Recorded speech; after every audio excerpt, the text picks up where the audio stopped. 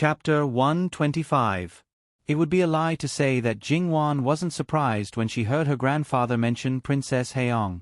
However, based on what she knew about Princess Haiyang from the books and what Nanny Gong said, if her grandfather had really interacted with her before, then it wouldn't be strange for a feminist princess to change her grandfather's view of women. It's true that Princess Haiyang has been criticized in many places, but it's undeniable that she's a heroine who is not inferior to men. Luo Peishan said with a hint of admiration.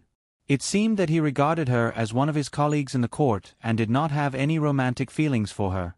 Yun Nyong's charm was still there. When grandfather met her, she was probably still young. Naturally, her charm was incomparable. Grandfather was not bewitched by her, but at the same time, he was deeply influenced by her. Should it be said that Lord Luo was very moral, and his ability to accept certain things was also very strong? Jingwan felt that if her grandfather were to throw her into her previous life, she would definitely be able to get along like a fish in water in a short period of time. However, did her grandfather know that Princess Haiyang was the boss behind Rouge Pavilion? Jingwan did not know what to say. After all, it was not something she should know. Jingwan felt that Nanny Gong seemed to know too much. When she was in the palace, she was not a simple person.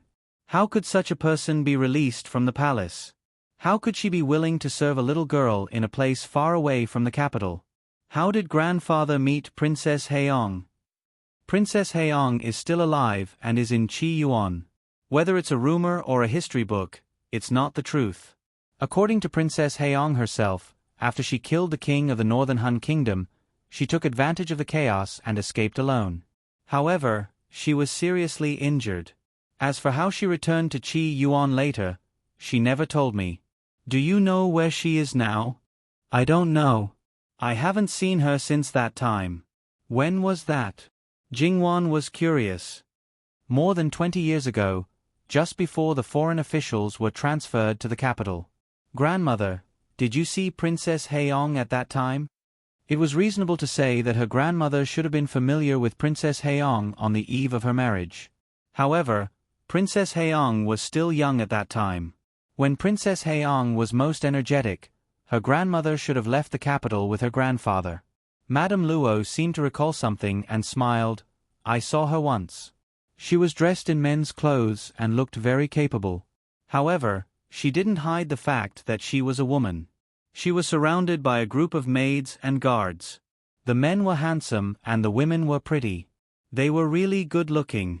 At that time, there was also a lecher who took liberties with a good girl. She was a hero for once. Although she was a woman, she did all the things a man would do. She went to brothels and casinos, and she was generous with her money. She was like a playboy. Probably because she was a woman, she knew how to please women. Even if you could tell she was a woman at a glance, there were still many girls who were attracted to her.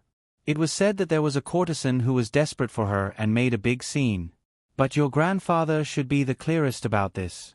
Madame Luo glanced at Luo Peishan with a hint of ridicule. After all, at that time, your grandfather was dragged out for drinks by Princess Haiyang every few days. Grandmother, aren't you angry? This woman had dragged her husband out for a drink. She was a womanizer with a bad reputation who had countless men. Grandfather was also in his middle age at that time and was also very charming. Wasn't she worried that Princess Haiyang would seduce him? It would be a lie to say that I wasn't angry at all. However, after many times, I wasn't angry. Because every time your grandfather was dragged out by Princess Haiyang, he came back cleaner than his colleagues who came back from social activities. He was never drunk and didn't have the smell of cosmetics on him. He came back early and from time to time, he would bring some interesting things back. I didn't see him so pleasing before. Madame Luo looked at Luo Peishan with a faint smile. Luo Peishan blushed. However, he was wondering why his wife didn't have any reaction at that time. It turned out that she had already noticed some clues. I asked intentionally or unintentionally. Only then did I know that Princess Haiyang said something like, "This thing may belong to sister-in-law." It turned out that this pleasing Princess Haiyang. After Princess Haiyang leaves, your grandfather will become a blockhead who doesn't know how to have fun again. Alas, if Grandmother Yunying hadn't married, maybe she would have fallen in love with Princess Haeyong. Luo Peishan's face darkened. Was he almost stolen by a woman unknowingly? Then he saw his wife's expression. Was he being teased by his wife? Forget it. How could a man argue with her? Princess Haeyong is knowledgeable and has a strong memory. She repeatedly looked for your grandfather, probably because your grandfather was also talented and had some like-minded interests. Moreover, no matter how manly Princess Haeyong is, she is still a woman. Only a woman can see her clearly. Her heart is for women. If your grandfather is a fickle man, then he either has no connection with Princess Haeyong, or he has died in her hands. Well, in those unofficial histories, it seemed that there was no mention of Princess Haeyong having an affair with a married man. Princess Haeyong might be a playboy, but she had a bottom line. She wouldn't touch a married man. On the contrary, if such a man offended her, his life might be in danger. It would have been better if Madame Luo didn't mention it. Once she did, Lord Luo's face darkened. He remembered that Princess Haeyong once wore women's clothes and tried to seduce him. When he failed, she even threatened him. After he refused her righteously, Princess Haeyong laughed wildly. It's said that Lord Luo is a gentleman. It's true. She lifted the pink gauze curtain.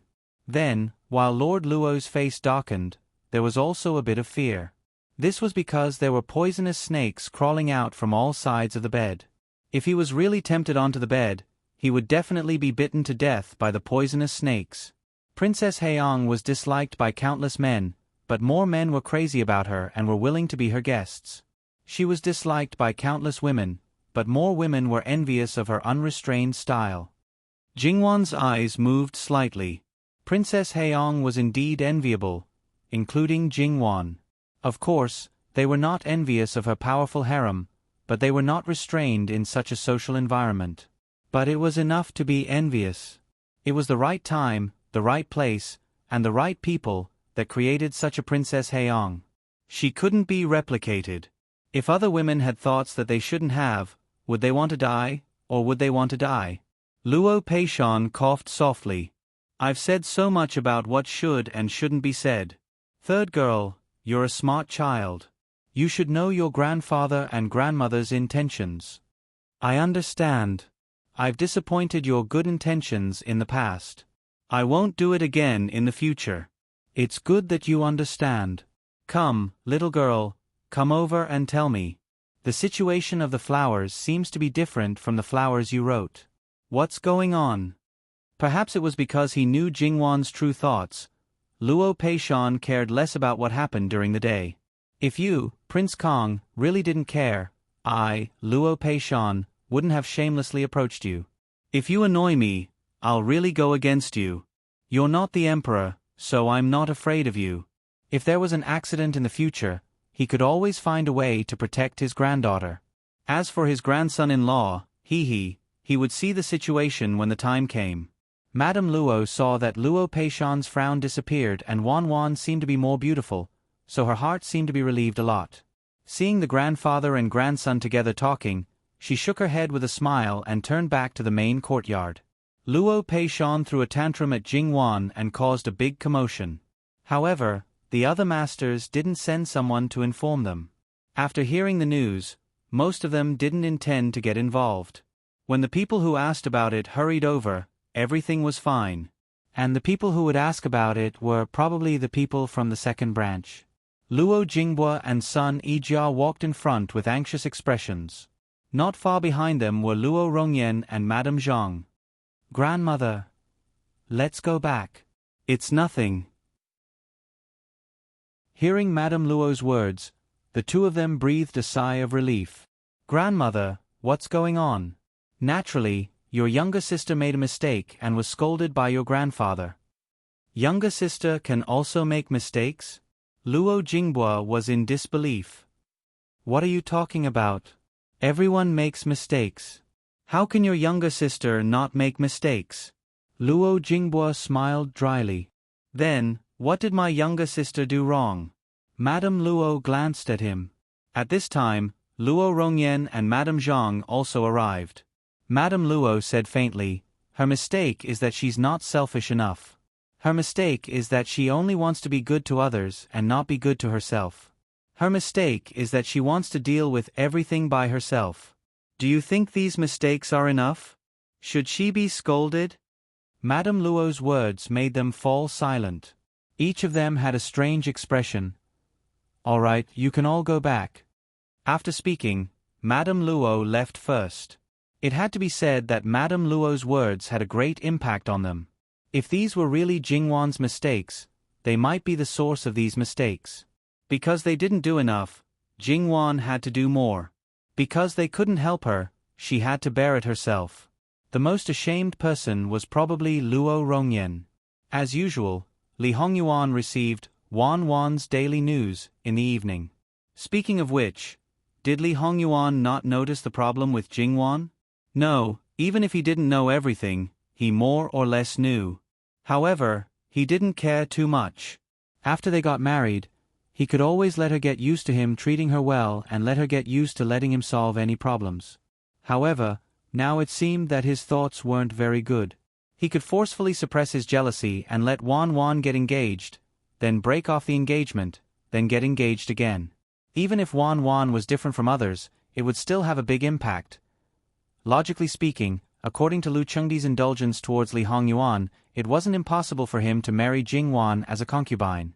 However, in reality, that wasn't the case. Li Hongyuan knew very well that he wasn't his father's favorite son. Because of his background and temperament, Lu Chengdi didn't like either of them. However, only by doing so could he reduce the guilt and regret in his heart. It was precisely because of this mentality that led to more indulgence. It was simply a vicious cycle. Most importantly, the throne would be given to any of his brothers, so he wanted to compensate him. He wanted to give him the best things besides the throne, including a wife. No matter how outstanding Jingwan was, no matter how important she was, in the eyes of the emperor, she wasn't worth mentioning. If Li Hongyuan said that he liked Jingwan, Lu Chengdi definitely wouldn't stop him. It didn't matter whether she was a concubine or a concubine. The position of a concubine? Sorry, don't even think about it. It was just like Li Hongyuan's mother. After she lost her status, even if she was conferred the title of imperial noble consort, Lu Chengdi didn't have the thought of supporting her to be the empress. In fact, Lu Chengdi had a very strong sense of hierarchy in his bones. Moreover, he only accepted the way that he thought was good. He didn't care what his son really wanted. If Li Hongyuan said that he wouldn't marry anyone but Jingwan, Li Hongyuan wouldn't do anything. However, Jingwan would die. His son, who had always been a playboy, suddenly fell in love. If it wasn't Jingwan, it was the Luo family's problem. The root of the disaster should be removed. Lu Chengdi's love for imperial noble consort was not deep, but it was definitely deep. However, he didn't think of marrying anyone but Jingwan. Because of all these, in order to marry Jingwan, Li Hongyuan racked his brains and made all kinds of calculations. Only when there was no choice but Jingwan in the end, Lu Chengdi would accept this daughter-in-law who had a low status. In Li Hongyuan's original plan, it was best to let Jingwan bear the title of Jinx. It wouldn't cause any harm to Jingwan. It just so happened that he was Jinx. These two people had strong 8 characters. If they were together, they wouldn't be jinxed by each other. This was the most gentle way to achieve his goal. Although the result of this method was that he was about to drown in a vat of heat. As for those who had been plotted against by him to be Wan's ex-husbands, whether they were innocent or not, it had nothing to do with him. They had taken advantage of Wan, yet he was still willing to let them live. This was already very merciful. Chen Zhengmin and Sun Yilin had bad intentions towards Wan. They weren't innocent at all. In Li Hongyuan's plan, Jingwan still had 2 fiancés. He had already chosen the candidates. However, when he saw Luo Peishan's words on the paper, he suddenly felt distressed. His schemes again and again would only make Wan bear a heavy burden and unhappy. This wasn't his original intention. After a moment of silence, Li Hongyuan slowly closed his eyes to hide the madness in his eyes. Forget about it after dealing with Sun Yilin. It was safer to directly drag Wan Wan into his arms. He could also be less jealous. Otherwise, if one day he went crazy and did something crazy, it wouldn't be good. As for his father, it would be best if he was tactful. Let him live out his remaining years in the position of retired emperor. If he wasn't tactful, then he could only send him to reunite with his imperial noble consort. Because of his distressed heart, Li Hongyuan threw Master Liaochen's warning into the smelly ditch at this moment. At this time, he didn't have enough power. Once there was a coup d'état, the various factions would collide head-on. The country would be in turmoil and foreign forces would invade. The people would be plunged into misery and suffering.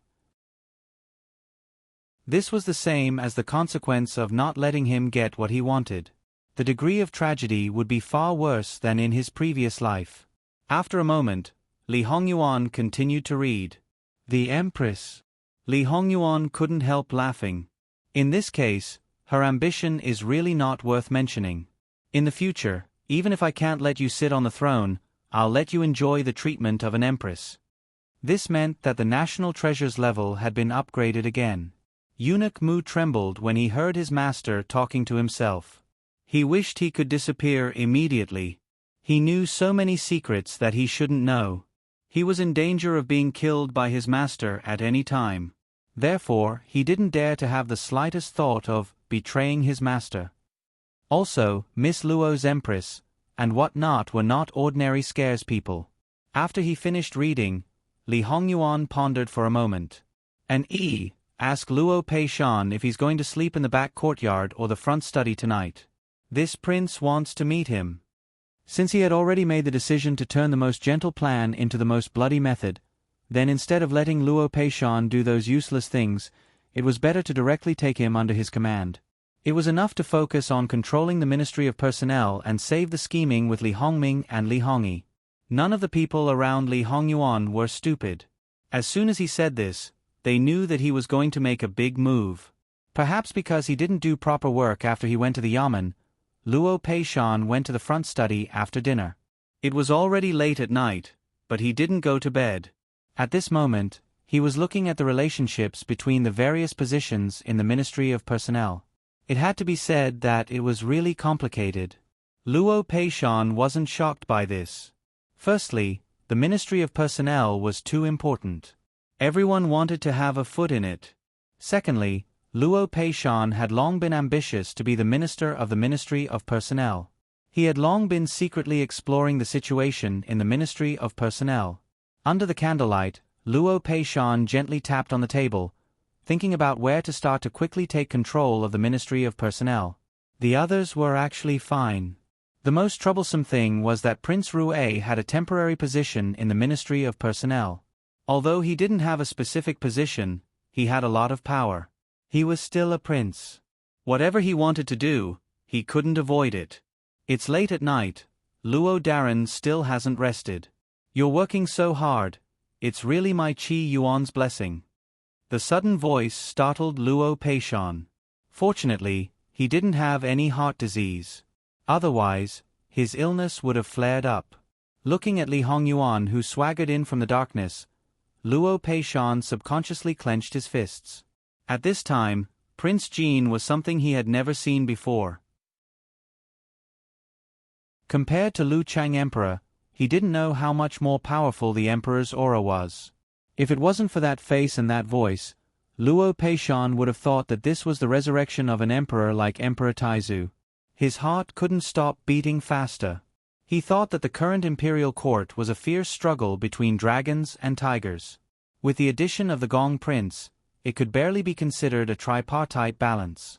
Who would have thought that such a fierce beast was hibernating in the dark? Luo Peishan slowly took a breath, got up, and walked out from behind the desk. This old official greets Wang Ye. No need for formalities. Li Hongyuan casually raised his hand and sat down on a chair. Luo Peishan slightly lowered his head. I don't know why Wang Ye has graced us with his presence. Luo Darren, why ask when you already know the answer? In the dim light, Li Hongyuan's eyes were astonishingly bright.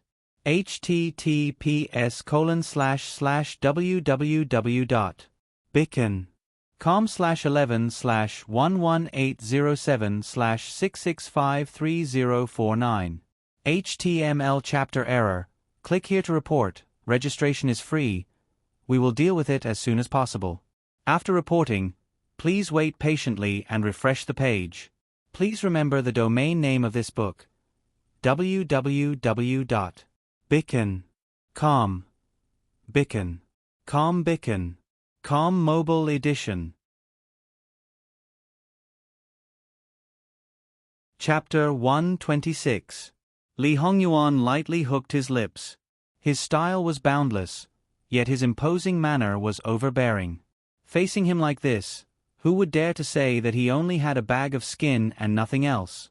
This was the perfect example of ability and beauty, okay? Luo Daran flatters me. Luo Daran, please sit. Now, Luo Daran might as well tell Ben Wong what you think. What I think. Jin Qin Wang did not hesitate to expose himself in front of him. What other thoughts could he have? Could it be that he would allow him to have other choices? Normally, he was already very difficult to provoke. This hidden side of him would only be even more terrifying. Luo Peishan believed that once he rejected him, according to this person's style, his family would be in trouble one after another. He couldn't help but smile. Will Wang Ye still give this old official leeway? If it's others, naturally there won't be, but Luo Daran is different. Even if you reject Ben Wang will not do anything to you.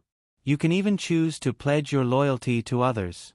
In the future, when Ben Wang is in power, Ben Wang will not do anything to the Luo family. At most, Ben Wang will let you enjoy your old age in advance. Luo Peishan's heart slightly moved. What ability does this old official have to let Wang Ye be so tolerant towards the Luo family? Naturally, it's not because of you. No matter what, the Luo family is Ben Wang's future wife's family. I cannot give face to anyone, but Ben Wang's Wang Fei must be given face. Li Hongyuan indifferently said. Luo Peishan's face suddenly changed. Where does Wang Ye's words come from? Your family's third miss, Ben Wang has long seen her. Jin Wang Fei, other than her, there is no one else. Luo Peishan's face was wooden. He really didn't know what expression to put on. Luo Peishan actually wanted to say, Wang Ye, are you joking? Or did you drink too much wine before coming to the Luo family and your mind is not clear? This old official's granddaughter has an engagement. Luo Peishan's mind turned for a long time before he dryly squeezed out this sentence. Engagement? If she can retreat once, she can naturally retreat a second time. In any case, she can only marry this prince in the end. Luo Peishan clenched his fists, suppressing his anger. This old subject will be so bold as to ask, did His Highness intervene in the previous matter? Chen Vengmin and Li Ruyu? When Li Ruyu was scheming against Chen Zhengmin, she secretly stopped Chen Zhengmin and didn't let him leave. Li Hongyuan was quite cooperative and answered all the questions. Even his father was not so obedient. Luo Peishan wanted to curse. Sun Yilin was one thing, but why was his grandson being targeted by the King of Hell? Marrying anyone would be better than marrying him, right? This old subject's granddaughter has the appearance of a willow tree. She may be a little intelligent, but she doesn't have any great talent. I'm afraid that she is far from being able to enter Prince's eyes. Li Hongyuan looked indifferently at Luo Peishan. Lord Luo, do you think that this prince, like most people, is going to marry her because of the kindness she has maintained? To put it bluntly, even if those people have a limitless future, they are just starting out. Some of them have families behind them that have already sought refuge with others. At most, they will not stand on the opposite side of Wan Wan. If they meet that ingrate, Li Hongyuan sneered. Even if marrying her can bring the support of 10 families, this prince still doesn't care about them. If that's the case, how did that girl enter Prince's eyes? Li Hongyuan was silent. He looked at an unknown place and was lost in thought for a moment. When this prince was young, he often dreamed. In the dream, he was an adult, and there was a woman who was very important to this prince. Her surname was Luo, and her name was Jingwan. At first, this prince did not care much, but this dream never stopped. When this prince was 16 years old and was bestowed the title of prince, he investigated the situation of Lord Luo's family. Then, when Wan entered the capital and saw her, this prince was 100% sure that she was the woman in the dream. Do you think that this prince would let her marry someone else? Luo Peishan felt that it was absurd and ridiculous, but was there any better explanation than this? Jin Qinhuang had seen Jingwan a few times. Was it worth it for him to calculate like that at the beginning? Prince, forgive this old official for speaking bluntly. This old official's granddaughter is someone who does not rub sand in her eyes. Complicated places are not suitable for her. In this prince's backyard, other than some servant girls, there is no woman with a name. After marrying this prince, only imperial concubine Su can be considered as her proper mother-in-law. Imperial concubine Su treats her daughter-in-law very well. Presumably, you courtiers have heard about it. Even if this prince has many brothers, there is no situation where sisters-in-law live under the same roof. If those women dare to find trouble with her, this prince will naturally make up for it 10 times, 100 times, from those brothers. This prince actually does not know who in the entire capital has a more simple backyard than Jin Qinhuang Fu. Li Hongyuan patiently explained. Prince should understand that this old official did not mean it that way. Lord Luo should just say that this prince's reputation is outside. This prince is only a jinx to his wife, not all women. If this prince is not a jinx to all women, would the backyard of Jin Qinhuang Fu be so peaceful? This prince has long known that Wan is a small vinegar jar. Luo Peishan understood, but because he understood, his shock could not be concealed. Li Hongyuan seemed to dislike that the stimulation he gave Luo Peishan was not enough.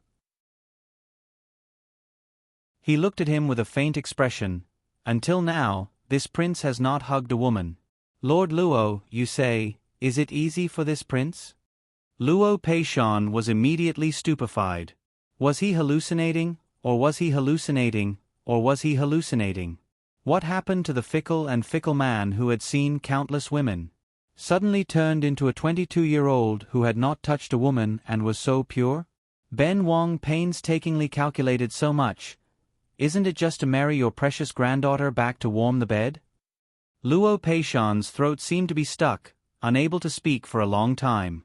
Actually, he had already fallen asleep, but he had been dreaming. But why was this dream so strange? Quickly wake up, this kind of thing, even if it was a dream, it was disgraceful. Lord Luo doesn't want to say anything? It's quite boring for this prince to talk to himself like this. Luo Peishan fiercely pinched himself. Ouch, it hurts. Lord Luo, for better or for worse, this prince feels pain just looking at you. Damn, it's not a dream. Your Highness, are you keeping your chastity for this old official's granddaughter? What other reason could it be? Your Highness, even if you want to marry this old official's granddaughter, it seems that you don't have to go to this extent. You are a noble prince, the son of His Majesty, and deeply doted on. Not to mention the entire capital, even the entire Qi Yuan's young ladies would be able to marry anyone you set your heart on. It's really hard to believe that you are doing this. Didn't this prince say that if I knew that Wan is a vinegar jar, this prince wants her body, and even more so, her heart? For her, if I can't be with her for the rest of her life, then there's no need to talk about her heart, right? Luo Peishan's lips wriggled for a moment. Your Highness also has an outstanding beauty to be a Ce Fei. The previous 7 princess-to-be have already been settled. What's a Ce Fei to be? Li Hongyuan was very dismissive. Luo Peishan sucked in a breath of cold air. He thought that at least the point of cursing his wife should be true. He even thought that if his granddaughter was related to him and cursed by him, what should he say? In the end, this was also part of his plan. At that time, he hadn't even met Third Miss, but he had already done this. It should be known that those young ladies were all of noble status. If their families found out that everything was Prince Jin's doing, no matter how much His Majesty doted on him, he would peel off a layer of his skin. Your Highness, By doing this, where is this old official's granddaughter? The position of Prince Jin's consort can only be Wan Wan's. Lord Luo, do you understand? Li Hongyuan's eyes were somewhat gloomy. Ben Wang will definitely pull out any obstacles. Even if there is a crime, it will fall on this one's head. Luo Peishan didn't know what Prince Jin dreamed of. Why did Third Miss have such a big influence on him? However, there was one thing that he could be sure of. In the end, his granddaughter could only marry him. Your Highness, why didn't you say so earlier? Wan Wan's marriage didn't need to be so troublesome. After the engagement, you took the trouble to break it up. Why bother? Ben Wang's reputation is not good. If her reputation is good, can she marry Ben Wang? Your reputation is not good. It's all your own design. Who is to blame? Wan Wan and Ben Wang's status is very different. If Ben Wang's reputation is good, can she marry Ben Wang? The previous part was already very clear. You don't need to make a summary statement. Luo Peishan was completely speechless. He also knew that Lu Chengdi valued status. Even if she broke off the engagement with Sun Bingbai now, there are many people who want to marry her. Is Wang Ye going to let her be engaged a few more times? No, that's not right.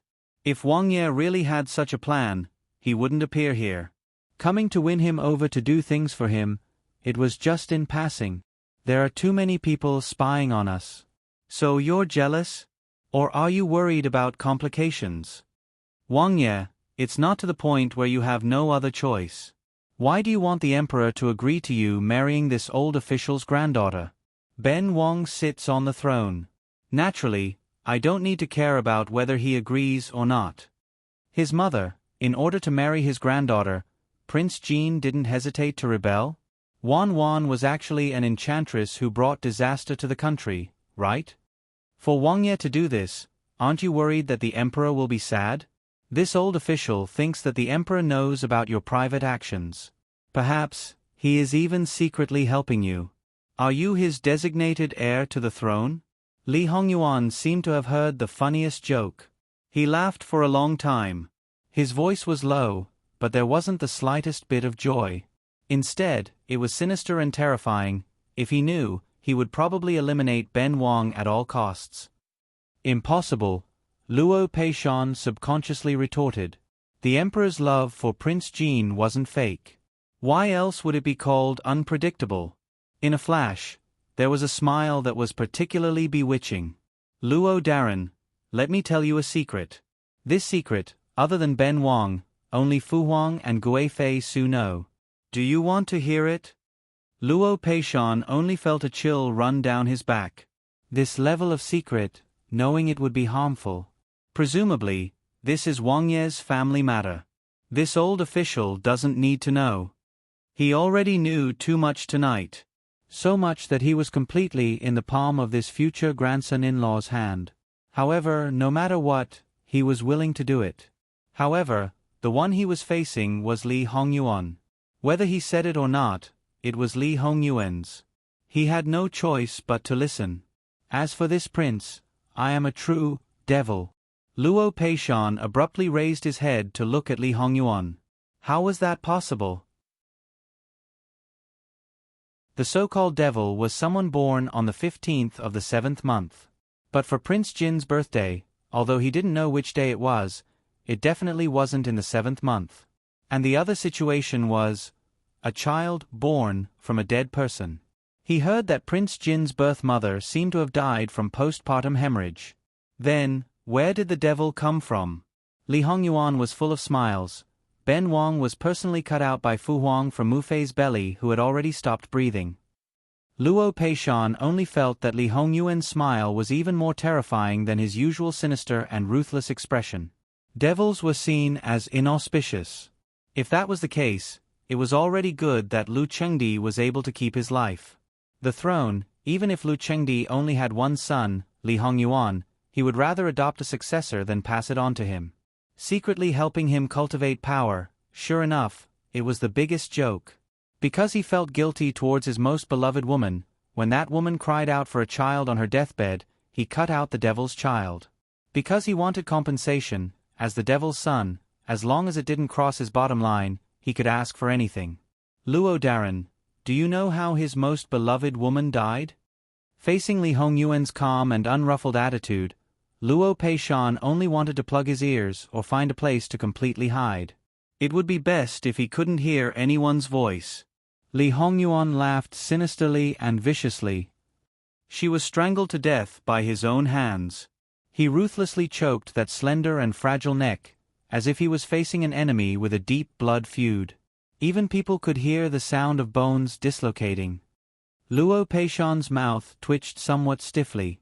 To be honest, he didn't believe that Lu Chengdi was someone who would do such a ruthless thing. However, Jin Qinhuang didn't seem to have any need to lie about this kind of thing. The question came again, how did he know about this matter? He just said that other than him, only Lu Chengdi and Gue Fei Su knew about it. It couldn't be Lu Chengdi who told him, so it could only be Gue Fei Su. But under what circumstances did Gue Fei Su tell him? It was reasonable to say that the only person who knew about it other than Lu Chengdi should have kept this secret forever in her stomach. Because once it was known, Lu Chengdi would immediately take her life, even if she was the so-called Gue Fei Su who was the most favored in the harem. However, Luo Peishan wouldn't foolishly ask for the root of the matter. Tonight's stimulation was too much. His old heart was almost unable to bear it. However, Li Hongyuan probably felt that it was enough. He stood up. Banwang's brothers, Luo Daran doesn't need to trouble yourself to deal with them. Take control of the Ministry of Personnel as soon as possible. In the face of Li Hongming, if you don't take the initiative to find him, he probably won't lower himself to curry favor with you. As for Li Hongming, it's fine to do business as usual. As for the others, you don't need to care about them. The Gong Qinhuang. Him. Li Hongyuan sneered, the left governor is Banwang's man. The Gong Qinhuang's biggest reliance was his father-in-law, the left governor Qin Tianming. The result? I'm afraid he's even worse than the other princes with maternal families. The imperial court was indeed a tripartite balance of power, but the third one wasn't the Gong Qinhuang who was slightly weaker, but Jin Qinhuang, who could be said to be the most powerful one. Digression. I didn't update yesterday, so the author left a comment, but some of you probably didn't see it. Here, the author apologizes. https://www.bicken.com/11/11807/6653050. HTML. We will deal with it as soon as possible. After reporting, please wait patiently and refresh the page.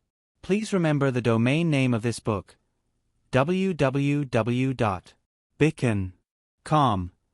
Biku Gu mobile reading website. Bicken.com.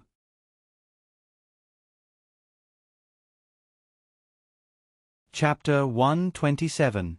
Luo Peishan expressed his pity for the Gong Prince. Li Hongyuan seemed to have seen through Luo Peishan's thoughts. Luo Daran can still take pity on Li Hongyi.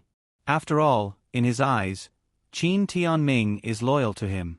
This is probably one of the few things he can be proud of. Luo Peishan was silent. On the surface, he was suppressed by this person, so he could only take a detour. In the dark, he was also poached, schemed against, and framed, but he couldn't find the real culprit, so he was fiercely fighting with others. Each and every one of them was sharpening their swords, preparing to deal with this person after ascending the throne. But they didn't know that they were all played in the palm of his hand. In his eyes, they were like jumping clowns. Thinking back to before. No. Wang Ye, this old official's granddaughter fell off the cliff at White Dragon Temple. Was it also your doing? That was an accident. Although it was an accident made by Ruan Fengfei, Wan Wan and the others were only implicated. How could Ben Wang joke with Wan Wan's life?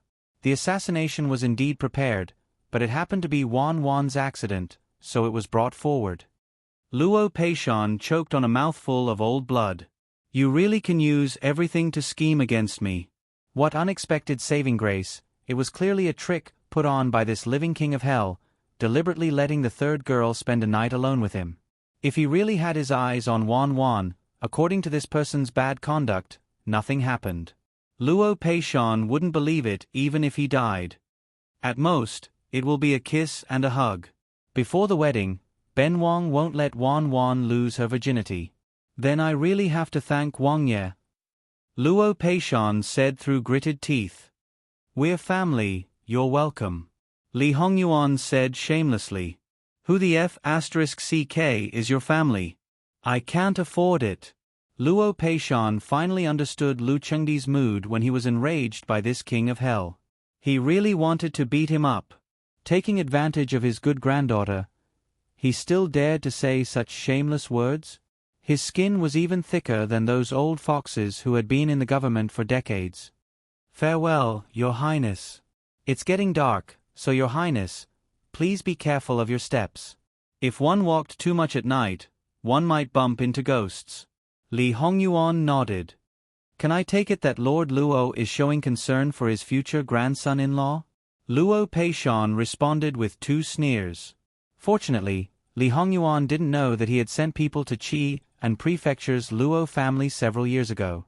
He also didn't know that the most trusted person by Jingwan's side was once his people. In addition, he had many spies in the Luo family, both in the open and in the dark. If Luo Peishan knew about this, he might really be so angry that he would vomit blood. Li Hongyuan was too thick-skinned, so he didn't think much of it. Someone who was standing guard outside quickly came in and respectfully handed over a booklet. She didn't hear anything about her master being a Japanese, but the emperor strangling her master's mother to death was like a gust of wind in her ears. The risk of being valued was too great. Should she consider exchanging with someone else next time?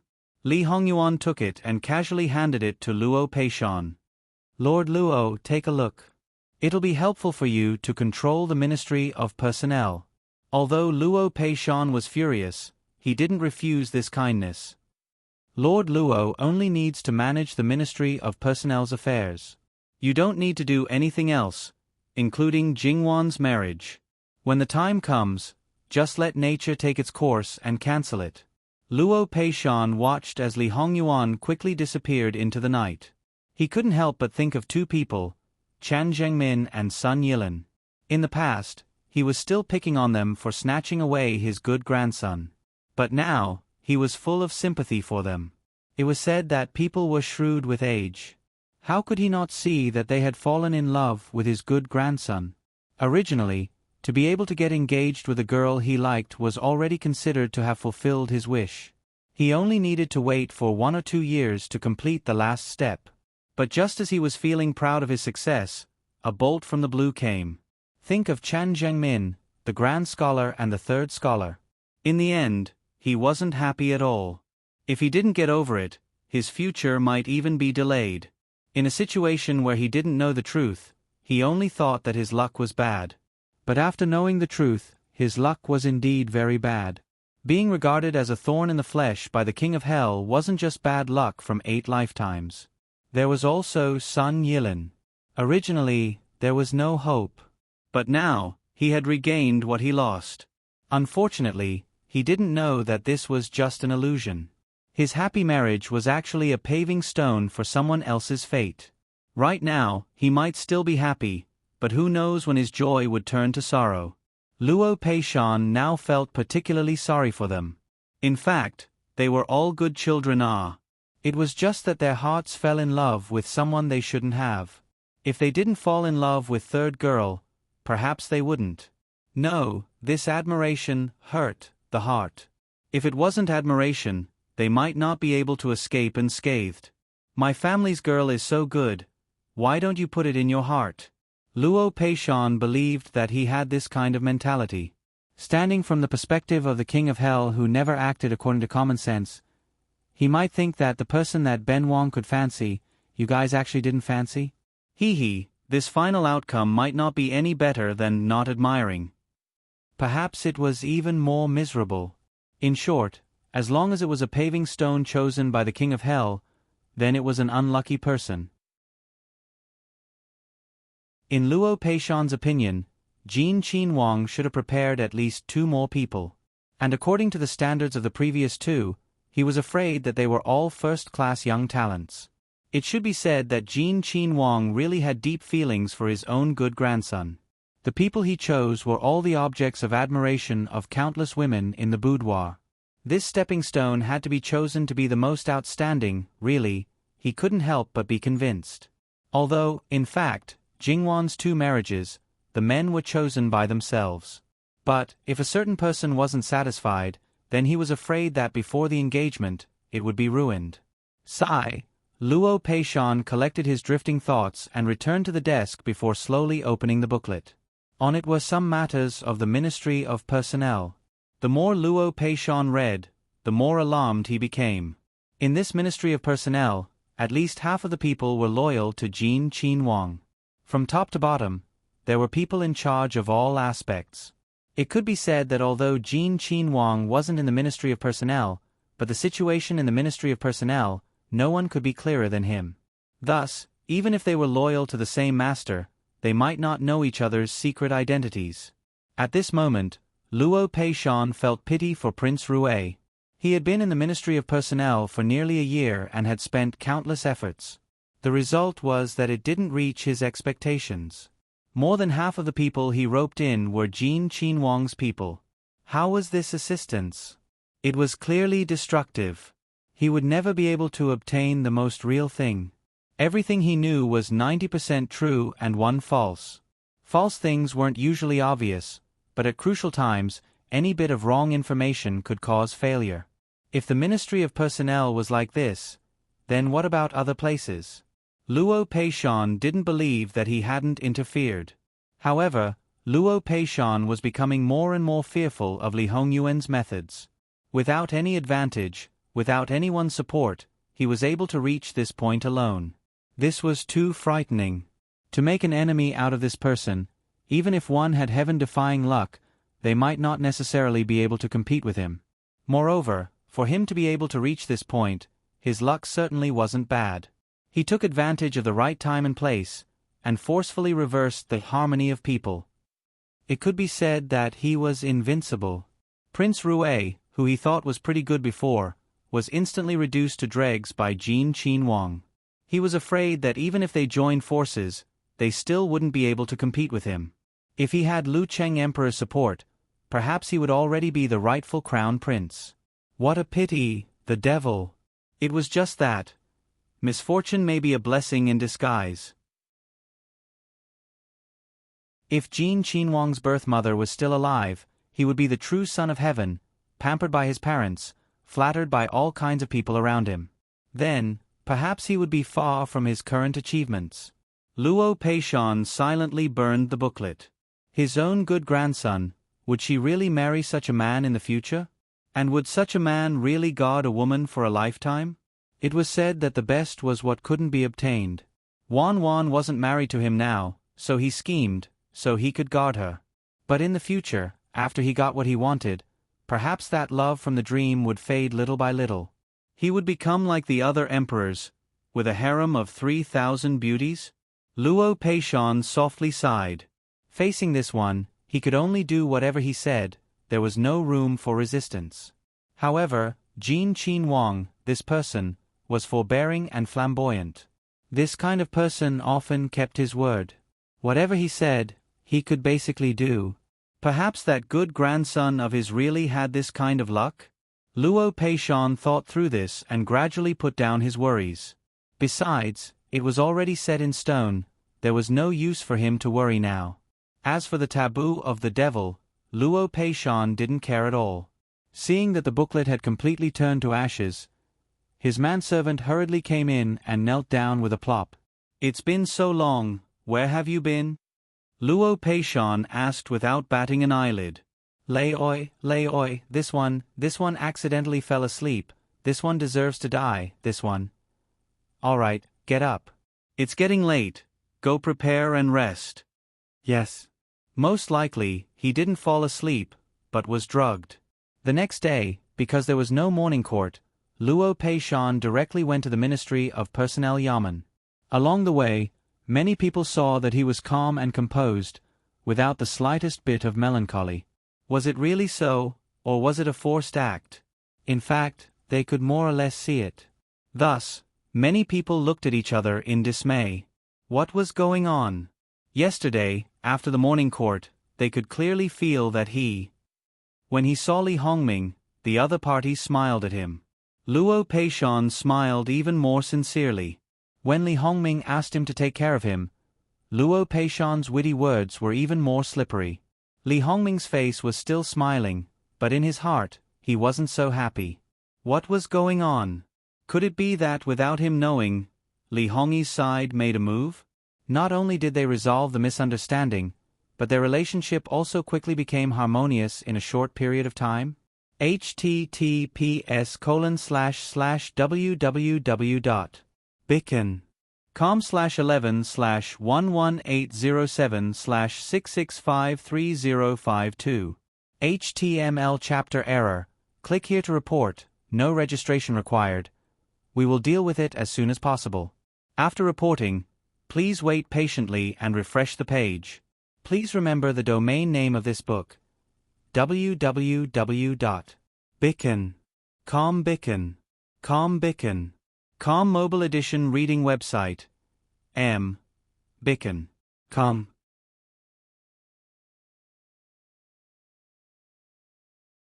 Chapter 128.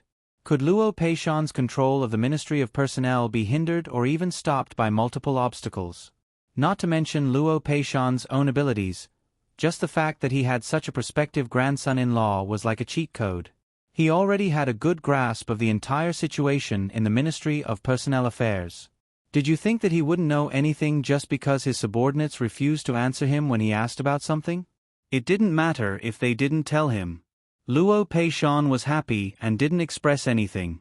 He would give him 2 days to slowly familiarize himself with the situation. When the time came, they wouldn't say that he was a new official who made drastic changes.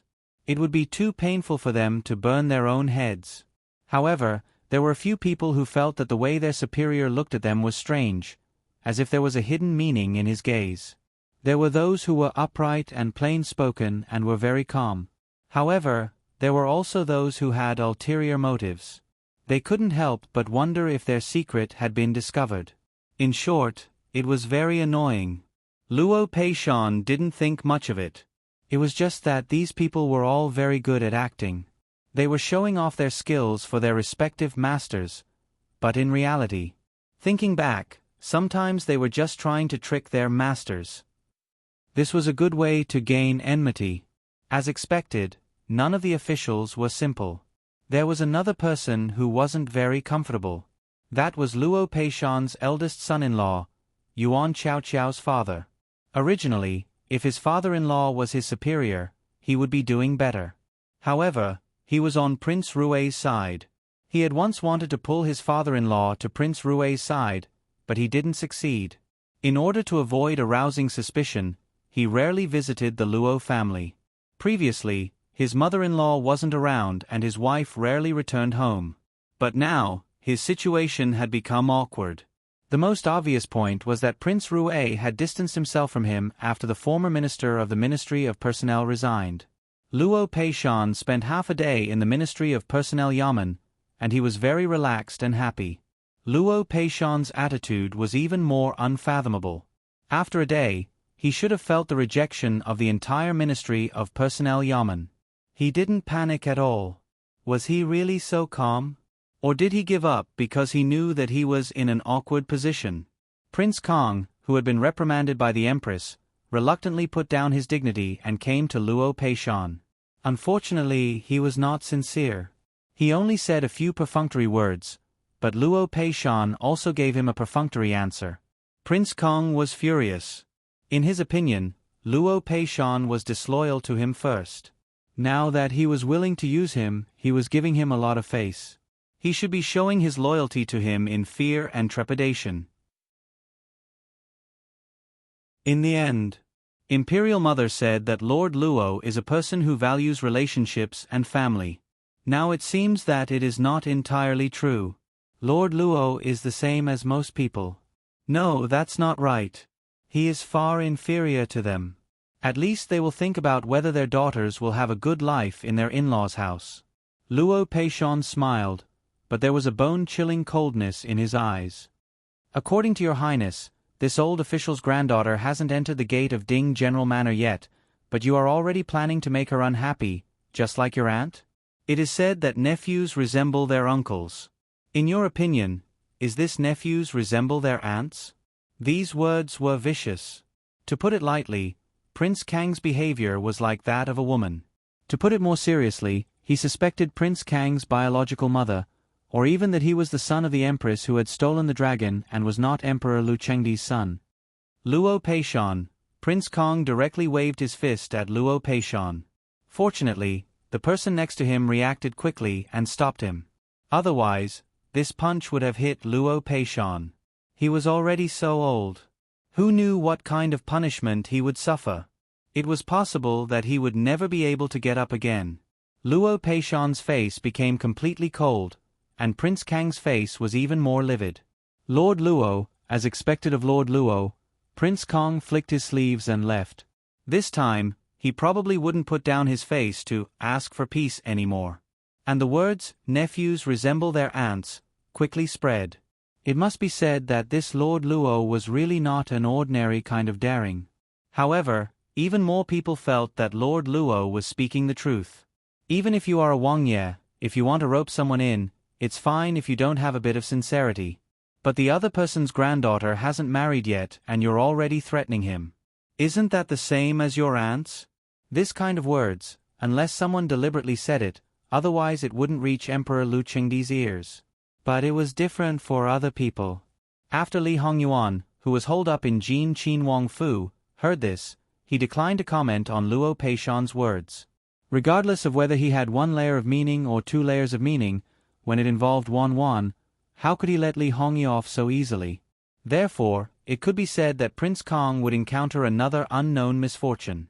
And when the servant came to report, Li Hongming, who had just made a round at the Ministry of Personnel Yamen before returning to his fu, was currently holding a soft and warm jade in his arms. It wasn't anyone else, it was Luo Jingying. Dressed in luxurious clothes, her entire body was adorned with expensive jewelry. Leaning in Li Hongming's arms, the most important thing was that the corners of her eyes were bewitching. Her appearance, if a discerning person saw it, they would definitely be able to guess what had happened. Luo Jingying had already lost her chastity. Li Hongming saw a personal attendant not far away and gently whispered a few words in Luo Jingying's ear. Under Luo Jingying's affectionate gaze, Li Hongming got up and left. What is it? That personal attendant told Li Hongming the words that came in from outside in full detail. Nephews resemble their aunts? Li Hongming smiled very playfully. That idiot probably didn't even think of the second layer of meaning. Otherwise, he wouldn't have given up so easily. Unfortunately, there's nothing to do about this. But Li Hongyi has pushed Luo Peishan even further, which is a great thing for this prince. Li Hongming glanced at Luo Jingying. Because the two of them had the most intimate relationship, Luo Jingying no longer concealed the look in her eyes. Li Hongming smiled gently on the surface, but in his heart, Luo Jingying was no different from a prostitute in a brothel. She was a good girl, but she learned the art of sex. She was really not the ordinary kind of cheap. So, this was how men were. They had clearly enjoyed it, but they felt that the girl was not chaste enough. You may leave. As for Luo Peishan, there was no need to call him in immediately. It still needed a gradual process. It would be best if Luo Peishan struggled for a while and realized that he couldn't control the Ministry of Personnel. It wouldn't be too late to reach out then. Then, he could watch Li Hongyi continue to act. Before Li Hongyuan could turn around, another attendant came to report, Your Highness, the princess consort and concubine Wu, the dancer that Li Hongming took from Li Hongyuan, came by just now. They only stood for a while before leaving. Don't worry about it. Li Hongming was very confident in his own inner court. Everyone was very tactful about what they should do and what they shouldn't do. However, after spending half a day on Luo Jingying, he felt that it was a waste of time.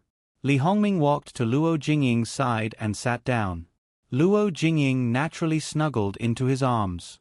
Li Hongming touched her face and said gently, this prince will have someone send you back. Luo Jingying was stunned.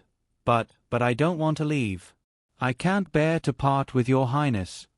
This prince also can't bear to part with you, but if you go back late and your family finds out, what will you do? Does your highness not want this concubine, this subject's family to know? She looked up at Li Hongming and was about to cry. Li Hongming hurriedly kissed her eyes. Of course, but this prince doesn't want Ying-er's reputation to be damaged. This prince wants Ying-er to enter the Jin Wang Fu openly. Ying-er, give this prince some time. This prince will definitely let Ying-er enter the Rue Wang Fu openly. And Luo Jingying changed back to her original clothes with the help of the maidservants. Although she didn't change out of her undergarments, Luo Jingying still felt that the original clothes were not right. She couldn't help but look at the magnificent clothes. When could she wear it openly? However, she didn't think about it. Even if she entered the Rue Wang Fu and Li Hongming gave her the title of concubine, she would only be a concubine. She wouldn't even have the right to return home. Without Rue Wang Fei, she wouldn't even be able to leave the second door of the Rue Wang Fu.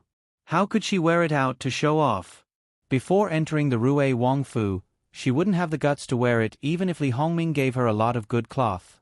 She didn't know if there was a hole in her brain. The servant girl who served her was unusually respectful, but in her heart, she was extremely disdainful of her. She had never seen such a short-sighted person, nor had she seen such a shameless person. In fact, the maidservants in the Rue Wang Fu rarely thought of climbing into the bed. Because anyone who knew Li Hongming's true temperament knew that even if they succeeded, they wouldn't have the glory and wealth they dreamed of. So, what was the difference between a good official's daughter and a prostitute doing this kind of thing? It was said that she was the granddaughter of the new minister of the Ministry of Official Personnel Affairs. The Luo family was a scholarly family with a century-old reputation. If he knew that he had such a disgraceful granddaughter, would he beat her to death directly? Luo Jingying quietly returned to the mansion from the back door. The old maidservant who guarded the door finally felt relieved. It was not a good thing for a girl to go out secretly. If it was known, she would be the first one who couldn't escape. Luo Jingying's etiquette instructor calmly took over the big bag in Luo Jingying's hand. It was not light. When Luo Jingying went out, she was empty-handed. This was a big gain. She turned around and was about to take Luo Jingying back to the third branch. The old maidservant who guarded the door grabbed her, but we agreed that it would be just this once. If she hadn't been caught by the old woman, she wouldn't have dared to do such a thing. The etiquette instructor pushed her hand away, took out a silver ingot worth 10 taels from her sleeve and threw it to her. "I'll bother you next time." The old maidservant was so angry that her liver hurt. However, she really didn't dare to expose it. Luo Jingying saw this but didn't say anything. The etiquette instructor took Luo Jingying to a secluded place and took a big detour before returning to the third branch. Fortunately, they didn't meet anyone along the way. Luo Jingying immediately relaxed. "Fourth sister, what are you wearing? Did you come back from outside?" Luo Jingying was shocked when she suddenly heard Jingwan's voice. She felt guilty and scared. "Luo Jingwan, why are you here?" "Fourth sister, how can you call your older sister by her name?" Sun Yijia looked at Luo Jingying and said unhappily. Luo Jingying was anxious and angry. Perhaps Sun Yijia had a deep influence on her in the past, so she didn't dare to refute. This servant greets third young madam and third young Mississippi, fourth young miss. Jingwan waved her hand. "Third sister-in-law, let's go." Obviously, she didn't want to listen to their nonsense. After Jingwan and Sun Yijia walked away, why did they come to the third branch? https://www.bicken.com/11/11807/6653054. HTML. Please click here to report an error. Registration is not required. We will deal with it as soon as possible. After reporting, please wait patiently and refresh the page. Please remember the domain name of this book: www.bicken.com. Bicken.com Mobile Edition.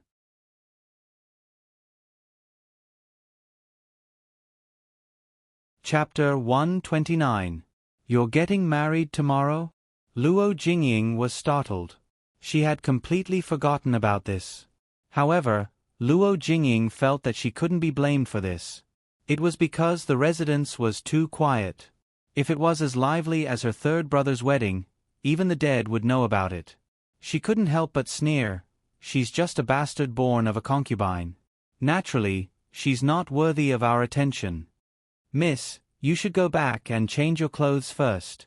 We still need to add some dowry to second Mrs. Dowry. Luo Jingying walked towards her courtyard. Nanny, just pick something and send it over.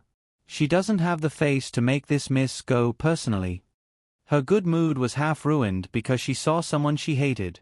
However, after opening the bundle and seeing the good things she dreamed of, Luo Jingying couldn't help but smile happily. Her etiquette instructor stood silently to the side. It would be a lie to say that she wasn't moved by those good things. However, she was an old person after all. Her desire for these things was very weak. The only thing she wanted now was to see the Lu family return to its former glory. She didn't say anything in the face of open-minded and brainless Luo Jingying.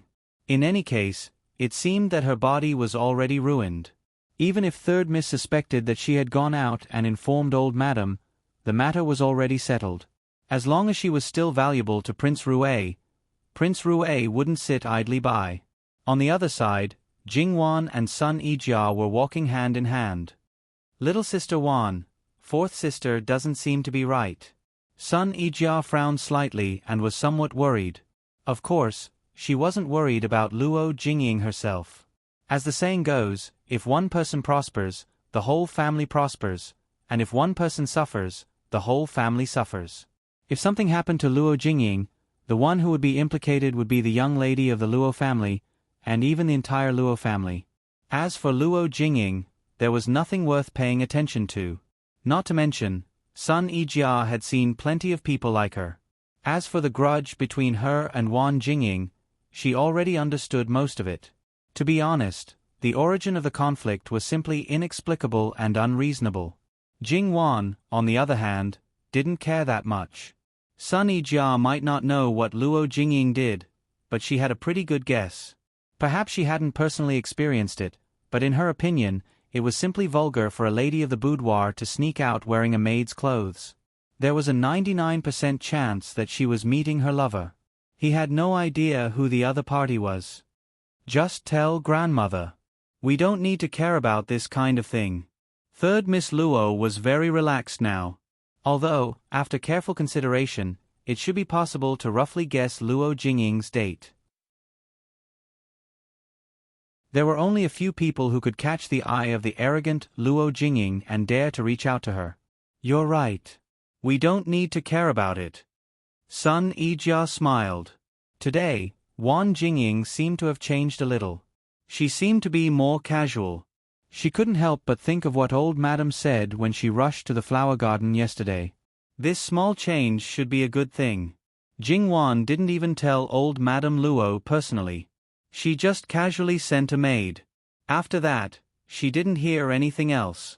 However, important guests came to the house. Yesterday, before she left the flower garden, her grandfather had already told her that a few shameless people would come to admire the flowers today. Of course, this adjective was summed up by Jing Wan. Her grandfather didn't say it so directly, but it was the meaning behind his words. Thus, without saying anything, she directly asked the servants to carry the tricolor peony to the front yard. The servants by Luo Peishan's side came back.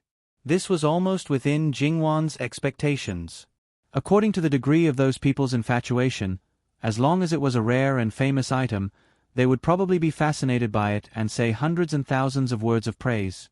Therefore, she waved her hand and asked them to move the other flowers, including Emolan, away. However, Jing Wan didn't expect that her grandfather's people would come for the third time. This time, they didn't come to move the flowers, but brought a person. A very unexpected person, the lotus flower that rose out of the water, Ruan Fengfei. It had to be said that when she saw the gentle and moving smile of Ruan Fengfei, Jing Wan didn't even know what expression to put on for a moment. She had already suspected that this was a deeply hidden pervert. However, through some side understanding from Sun Yijia, Ruan Fengfei shouldn't be the same as her. It seemed that there were no signs of rebirth. After all, her intelligence and elegance had always been within the scope of a woman in the boudoir. If she really was reborn, she should be thinking of ways to influence the situation outside the inner residence. In a situation where outsiders didn't know, she was imperceptibly influencing Ruan Ruizhong? No, although Jingwan had only met Ruan Ruizhong once or twice, but from the information she got from her grandfather, Luo Peishan, she could basically infer that Ruan Ruizhong was actually a very male chauvinist person. If it was only a small matter, he wouldn't care, but if it involved the imperial court, 8 or 9 times out of 10, he wouldn't talk about it in the inner residence. As a person who didn't transmigrate or rebirth, a girl in the inner residence, even if she was vicious and scheming, she could still find the source. But where did this pervert come from? Although it was possible that some people were really born with some mental illness, the fact was that the influence of the day after birth was greater, wasn't it? Ruan Fengfei touched her face in confusion. Third Miss Luo is looking at me like this. Is there something on my face? Jingwan lightly hooked her lips and joked, It's just that I was bewitched by the sudden appearance of a beauty. Ruan Fengfei probably didn't expect that Jingwan would speak like a lecher to tease her, and her expression was clearly a little confused. Younger sister Wan, your mouth is still so sweet that it makes people want to pinch you. Ruan Fengfei turned around and saw that the seemingly arrogant Sun Yijia didn't put on any makeup, but her complexion was rosy and her brows were relaxed. It was obvious that she wasn't as cold as before, and it could be seen that she was living a good life. The more noble the status of a woman in the boudoir, after marriage, there weren't many who could be more comfortable than in the boudoir. It should be said that 99% of women were like this, not to mention that Sun Yijia's face was disfigured, but she was living a better life than in the boudoir. It was really 1 in a million. It really made people jealous. Hello, third young Mistress Luo. Hello, Miss Ruan. Sun Yijia calmly accepted the title of other people's child in the past, and even returned a rare smile. In fact, even if there was such a hideous scar on her face, Sun Yijia's charm wasn't damaged at all. Sun Yijia walked to Jingwan's side and reached out to pinch her face. Your mouth. Miss Ruan, don't mind it. Younger sister Wan is like this, and our family can't do anything to her. Jingwan looked at Sun Yijia with dissatisfaction. I'm telling the truth. It's said that everyone loves beauty. I was just entranced by a great beauty. What did I do wrong? Ruan Fengfei covered her mouth and laughed. For women, praise from another woman would probably please them even more. Moreover, with Ruan Fengfei's status, even if there were many men who admired her, their praise would only be tactful. However, those things, after hearing too much, there would always be a time when one would feel tired of it. This was the first time such a straightforward praise had been given. Even Ruan Fengfei couldn't help but feel happy from the bottom of her heart. Well, for such an interesting person, wouldn't it be better to keep him alive and slowly deal with him? Just like the butterfly in the net, flying and struggling, it was so interesting. It was much better than slapping him to death. Jingwan inadvertently glanced at Ruan Fengfei's eyes. Because she was covering her mouth and nose, her eyes were particularly prominent. People who didn't notice anything might think that it was particularly beautiful and shiny like a gem, but Jingwan felt that it was particularly scary. He couldn't help but want to swear, okay? Jingwan never liked to let unimportant people into her room unless it was a special situation. Similarly, she asked people to prepare the things and sat in the yard to chat. Because there were outsiders, Sun Yijia was still used to looking at her arrogantly. However, when she talked to Jingwan, she would involuntarily soften. Jingwan was used to it, but Ruan Fengfei felt it was particularly obvious. No matter what, people like her had a common problem, which was to think that everyone should revolve around her. If someone's attitude towards everyone was the same, it would be better. However, if this person suddenly treated another person differently, and that person was not her, she would feel unhappy. In particular, these two people's attitudes were particularly intimate. Because the age difference between Sun Yijia and Ruan Fengfei was very small, and the education they received since childhood was similar, it was reasonable to say that these two people should dislike each other and sympathize with each other from a certain point of view. However, when they really sat together, Jingwan found that their auras didn't match at all. It seemed that they didn't have any desire to chat. Therefore, Ruan Fengfei pulled Jingwan to talk about flowers and trees, and Sun Yijia pulled her to talk about other things. The more they talked, the more uncomfortable it was. It was like two children competing for favor, and Jingwan obviously became the object of their competition. Jingwan dealt with it calmly, but she couldn't help but roll her eyes in her heart. These two people didn't compete in the past because they rarely got together. After this battle, their views of each other in their hearts would change. It wasn't difficult for Rui Ran to deal with two people who suddenly became childish, but after a long time, she would still feel mentally tired. Speaking of which, it was Sun Yijia who was close to her that was the first to notice the trouble she brought to Jingwan. Therefore, she took the initiative to restrain herself and slowly became silent. Her family was still the only family that felt heartache. "Young lady, Master sent a message saying that it's time to go back," Ruan Fengfei's mama said. Ruan Fengfei looked at the sky. "Ah, so much time has passed without us noticing. I wanted to talk to young lady Luo before, but I didn't have the chance. Fortunately, I came with my father today, otherwise I would have missed it. Young lady Luo, how about we go out for a walk in a few days' time?" She looked at Jingwan rather hopefully. Jingwan smiled, "Sure." After sending Ruan Fengfei off, Sun Yijia frowned. What exactly did she come here for? Who knows? Digression.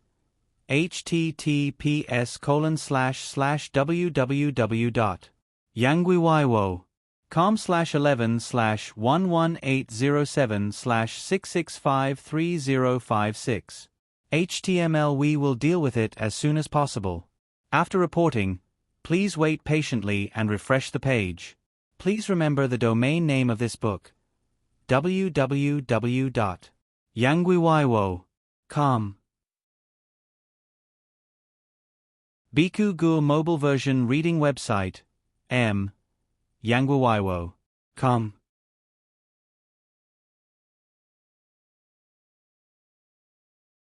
Chapter 130. Who knows? In short, it was not just because she was bored at home and followed her old man to the Luo family for a stroll. Then, the real purpose of Ruan Fengfei coming here was worth pondering. Jingwan felt that she most likely came for her. Coming to this conclusion, Jingwan's entire person felt a little unwell. How should it be said, Jingwan had always been puzzled. How could she be inexplicably targeted by a pervert? Originally, she was prepared to consciously avoid her, but she actually still came to find her home. "Wan Mimi, I always feel that Ruan Fengfei is strange somewhere. I had little contact with her in the past, but it's not like I didn't have any contact with her. I don't seem to have this kind of feeling." Sun Yijia was somewhat puzzled. Jingwan glanced at her. "Of course, you weren't targeted by her in the past. Now, the reason why perverts were called perverts was because those people's brain circuits were different from ordinary people." However, she roughly knew the reason why Ruan Fengfei targeted her sister-in-law. It was nothing more than a certain kind of strange idea similar to Lucia. She couldn't bear to see others doing well. The time Sun Yijia married into the Luo family was originally the time of her marriage with Jin Qinhuang. As Jin Qinhuang's prospective Cifei, Ruan Fengfei should have married into Jin Qinhuang Fu not long after. However, this specific time had not been set from the beginning. Jingwan got the news from her grandfather Luo Peishan. It seemed that there was no movement at all. It was as if Lu Chengdi had simply forgotten that he had bestowed such a marriage. It was as if the time of Ruan Fengfei's marriage had been deliberately delayed, and there was a bit of an endless delay. Ruan Fengfei looked indifferent. Was she anxious in her heart? She was definitely anxious. Without Sun Yijia, she was still a prospective Cifei, but she still couldn't marry over. That was the man she had longed for a long time. It was clearly just a step away, and she could legitimately get close to him. But in her eyes, it should be a very easy step, but she always felt that it was abnormally difficult. What exactly was the problem? Why was it deliberately delayed? No one would believe such an excuse as not marrying into the family. If he really wanted to, wouldn't it be better for her to marry him as his consort? She was very clear that the problem did not lie with Lu Cheng Emperor, nor would it be with Su Gue Fei. The marriage was already a foregone conclusion, so the Empress could not possibly disturb it. After thinking about it, the reason could only be Jin Qinhuang himself. Perhaps he was dissatisfied with what he had done in the past? He wouldn't.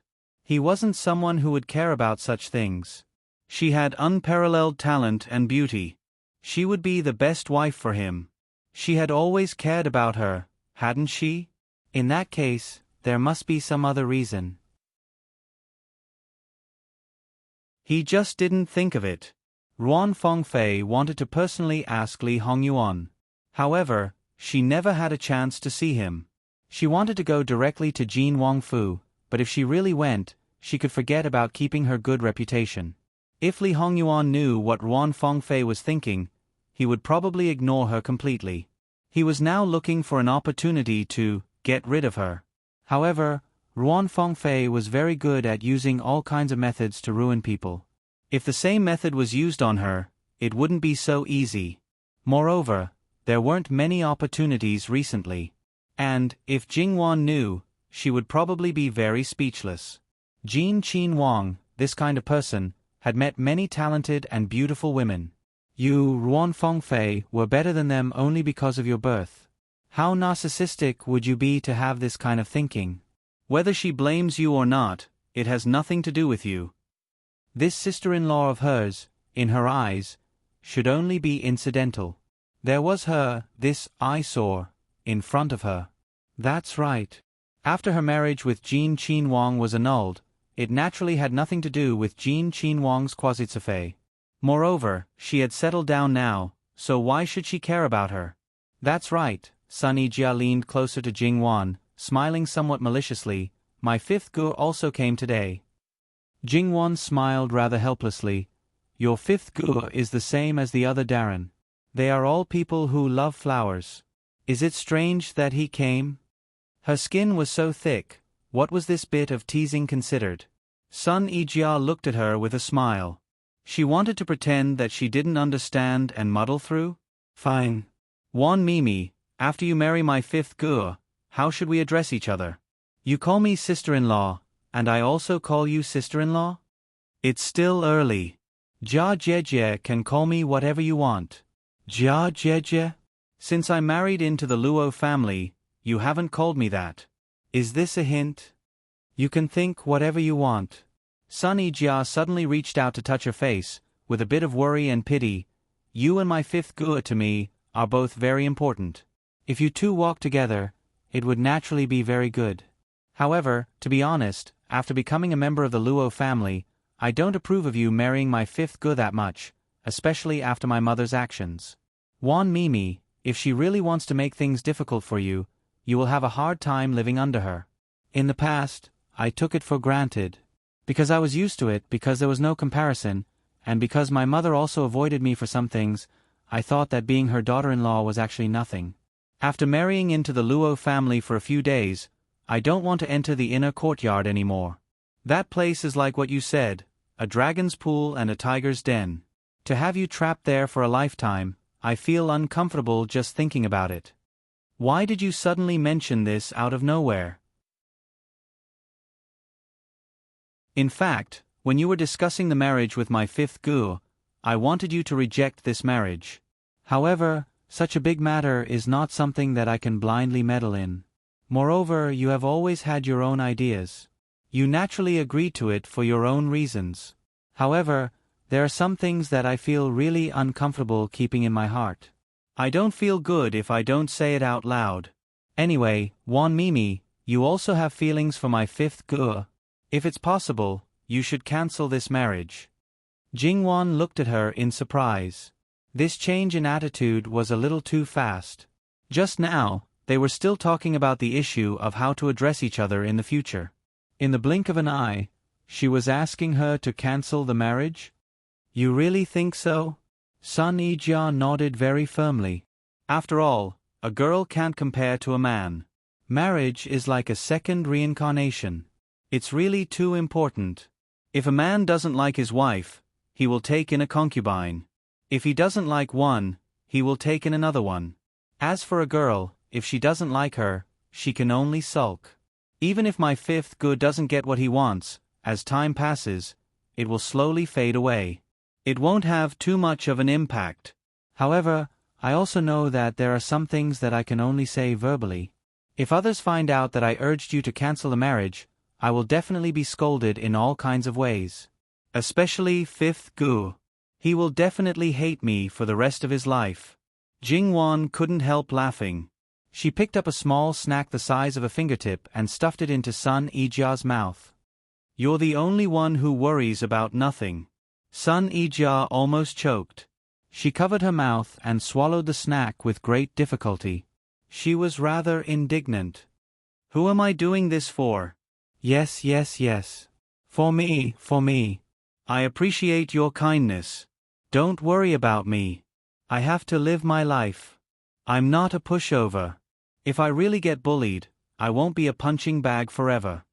One had to know that her fighting prowess was forced out of her. She might not be good at otaku fighting now, but she had seen countless girls who were as innocent as a piece of white paper. After entering the palace, they could become masters of palace fighting. Even a rabbit would bite if it was forced into a corner. If she was forced into a corner, she would also turn evil. She might have looked down on herself before. She should treat herself better. She should learn from Jin Qinhuang. It would be best to let the people who made her unhappy die of sullenness. In the future, even if her husband was dissolute and unfaithful, she shouldn't obediently give up her position. Being a virtuous wife and loving mother, even if she didn't care, she should find some trouble for him. Just treat it as finding fun for herself. Her days were too dull, it would really be very boring. Ai, what a pity. She didn't have Jin Qinhuang's life. In front of many people, she couldn't show off her might. In the front courtyard, the others left reluctantly. Luo Peishan had spent a lot of effort to protect those treasures that were covetously eyed by those old men. Mother, next time, he wouldn't let this group of bastards come to his door. In this group, the youngest was close to 40, while the oldest was 60 to 70. Sun Yilan really couldn't be any more fresh and tender. After he knew that these people would come to the Luo family, he came on his own. He was the first to come and moved a lot of good things from his own courtyard, saying that it was for Luo Peishan. Now, he dawdled and stayed until the end. In fact, Sun Yilan rarely had dealings with the older generation. The elders that he usually saw were all dignified, strict, and meticulous. Today, after meeting them, he knew that this was perhaps only one side of these elders. In private, when they met their beloved things, they would even be like children, fighting with each other until their faces and ears turned red. After that group of people had been sent off as if they were sending off a plague god, Luo Peishan's gaze fell on Sun Yilan. His indignant heart gradually calmed down. After looking for a moment, he couldn't help but sigh in his heart. He thought of Jin Qinhuang who appeared in front of him last night. After knowing his unknown side, and even more after knowing that his bad reputation was only for the sake of smoothly marrying his own good grandson, he looked at the others. Even if Jin Qinhuang's ability to anger people was still the same, from all aspects, not to mention a group of young masters, even the old foxes of their age might not be able to compare to him. The first young master of the capital, Sun Yilan, could only be considered outstanding after excluding that person. Thinking about those things that he had brought before, he really did care about the third girl. Unfortunately, there was Jin Qinhuang, that living king of hell who planned meticulously step by step. No matter what, he couldn't get what he wanted. While he sighed, he couldn't help but feel pity again. However, Luo Peishan couldn't show it too obviously. Some things, if noticed by others, would cause serious consequences. You are considerate. Despite this, Luo Peishan still couldn't put on his initial bad attitude towards Sun Yilan. Sun Yilan still remembered before the engagement Luo Peishan's attitude when he looked for him. His nose wasn't his nose and his eyes weren't his eyes. Even if he had to bear the hostility of others, he would be righteous. Now, he was so amiable, especially during the day when he had such a conflict with Prince Kong. Now, he didn't know if he should be flattered or terrified. After Luo Peishan sat down, he also let Sun Yilin sit down. Because he knew that Sun Yilin wouldn't become his own grandson-in-law, Luo Peishan spoke a lot with Sun Yilin out of guilt and also out of love for talent. At least at this moment, he genuinely taught Sun Yilin as his own grandson. Because he had already entered the officialdom, he also talked a lot about the ways of being an official. Similarly, Luo Peishan didn't come in third place in the senior high school either. He didn't choose to enter the Hanlin Academy, but chose to be sent out. His experience, to a certain extent, was enough to be called legendary. Listening to him really made one feel as if they had studied for 10 years. His experience as an official were of great help to Sun Yilin. After all, no matter how smart Sun Yilin was, he didn't have broad knowledge and wisdom accumulated over time. Duke Dinggua's thoughts were all on his eldest son. Moreover, even if Duke Dinggua was in the imperial court, what he learned and thought were all about interests. He put Duke Dinggua's mansion and the Sun family in the first place, which was completely different from people like Luo Peishan. What he could teach Sun Yilin happened to be what Sun Yilin hated the most for so many years. Therefore, even if Duke Dinggua wanted to teach him carefully now, he was not interested in learning. Now, Luo Peishan was undoubtedly helping him make up for his shortcomings. In Sun Yilin's view, Luo Peishan was training his future grandson-in-law. Whether it was for this reason or his own shortcomings, he listened very attentively and his attitude could be said to be respectful. When he encountered something he didn't understand, he promptly raised it, and Luo Peishan was also unusually patient to answer his questions. Seeing that it was getting late, Luo Peishan didn't mean to see the guest out, and Sun Yilin also didn't intend to leave. "Why don't you stay at the Luo house tonight? What does Brother Lin think?" Luo Peishan suggested. Sun Yilin was naturally very happy. It would be impolite for this student to refuse. Luo Peishan nodded and sent someone to Duke Dinggua's mansion to report. Sun Yilin might think that this was Luo Peishan's recognition of him, and Luo Peishan didn't know when Prince Jean would break up this marriage. Perhaps it would be tomorrow. Therefore, the opportunity was rare. If he had time, he would teach him more. After all, once the engagement was dissolved, Sun Yilin would have no reason to come. When Duchess Dinggua Foreign heard that her son was going to stay at the Luo house for the night, her expression was somewhat distorted. It must be known that since Sun Yilin was born, unless he went out of the city to play and stay in a village, or to places like White Dragon Temple, as long as he was in the city, even if it was his relatives and friends, he had never stayed at other people's houses. He always said that other people's houses were not comfortable, but now he made an exception. Just because it was the maiden home of the woman he liked. Duchess Dinggua Foreign was very clear that if it was another woman that Sun Yilin didn't like, even after marriage, he would not stay at the Yu house. For the third miss of the Luo family, how many times had this first time appeared? Duchess Dinggua Foreign thought that she couldn't count it clearly. At the same time, not only did her impression of Jing Wan become worse, but even the Luo family was killed by her. In her opinion, the Luo family was shameless. They actually used an unmarried girl to keep her son. Otherwise, according to her son's temperament, how could he stay overnight? What kind of scholarly family was that? It was clearly a brothel. Such a family taught a girl who looked dignified, but who knew how lowly she was in her bones. Now that her son held her in such high regard, when he married her in the future, would he marry her daughter-in-law or her ancestor? If she didn't kill her arrogance, she didn't know if she would do something more shameless. "Come in." A nanny beside Duchess Dinggua Foreign came in. "Madam." "Go and reply to that side. I agree to meet them tomorrow." "Yes, madam." That was why it was said that once a person became paranoid, they would become unreasonable at certain times. Why did she think that her son was a delicious cake that others wanted to get by with unscrupulous means? Duchess Dinggua Foreign was not the only one who cared about Sun Yilin staying overnight in the Luo family. Of course, no one's thoughts would be as dirty as Duchess Dinggua Foreign's.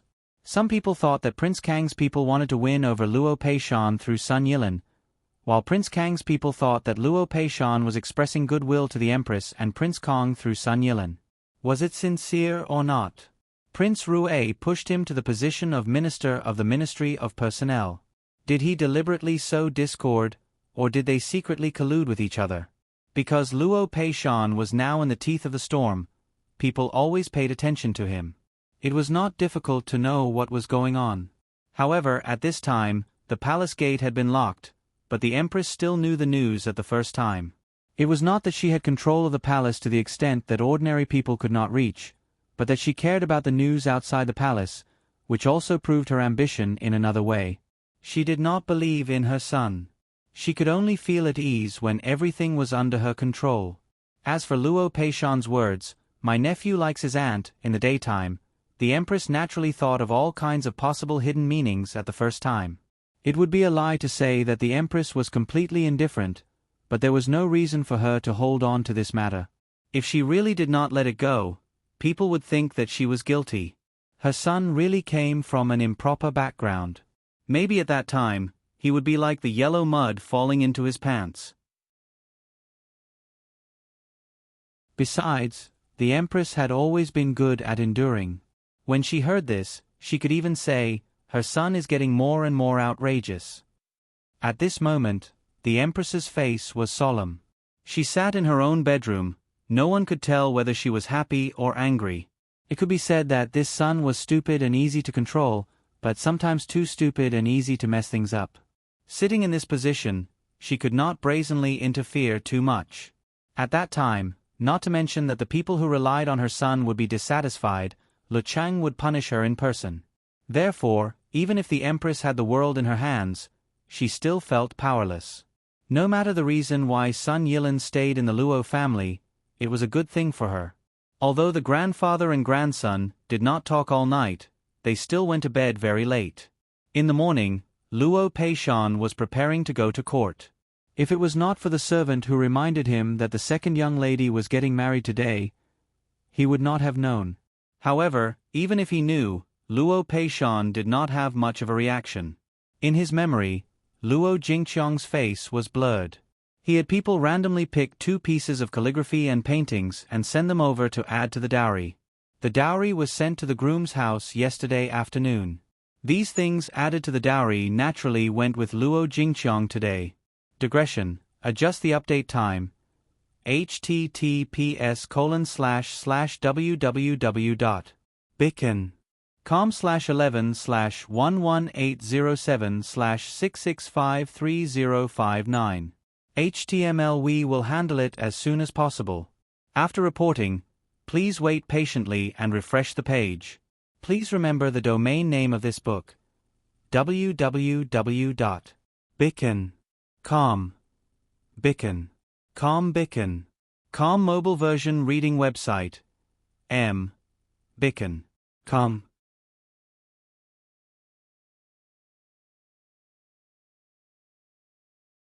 Chapter 131.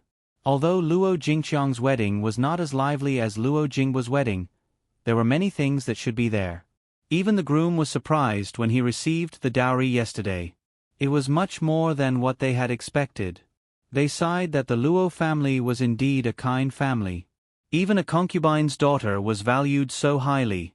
How could they know that this was all because the Lu matriarch scheme against Jingwan's mother failed and instead lost money and increased Luo Jingqiang's dowry by 30%? However, because of this extra dowry, the groom knew that the Luo family valued his daughter. In addition, on the eve of Luo Jingqiang's wedding, Luo Peishan was promoted to the Minister of Personnel. Luo Jingqiang's status was greatly elevated. After all, the Ministry of Personnel had the most power among the 6 ministries. It had the power to directly appoint and dismiss officials below the 4th rank. Being associated with such a family was much more advantageous than being in the same situation. Luo Jingqiang also did not expect such a good thing to happen a day or 2 before her wedding. As long as her grandfather was still healthy and firmly in the position of minister, then her future life in her husband's family would be very comfortable. The person who was about to become her husband was still a virgin. As for her father-in-law, he was only a minor 5th rank official. Although there were 2 mothers-in-law above him, they still looked forward to the Luo family. No matter who it was, they would treat her with care.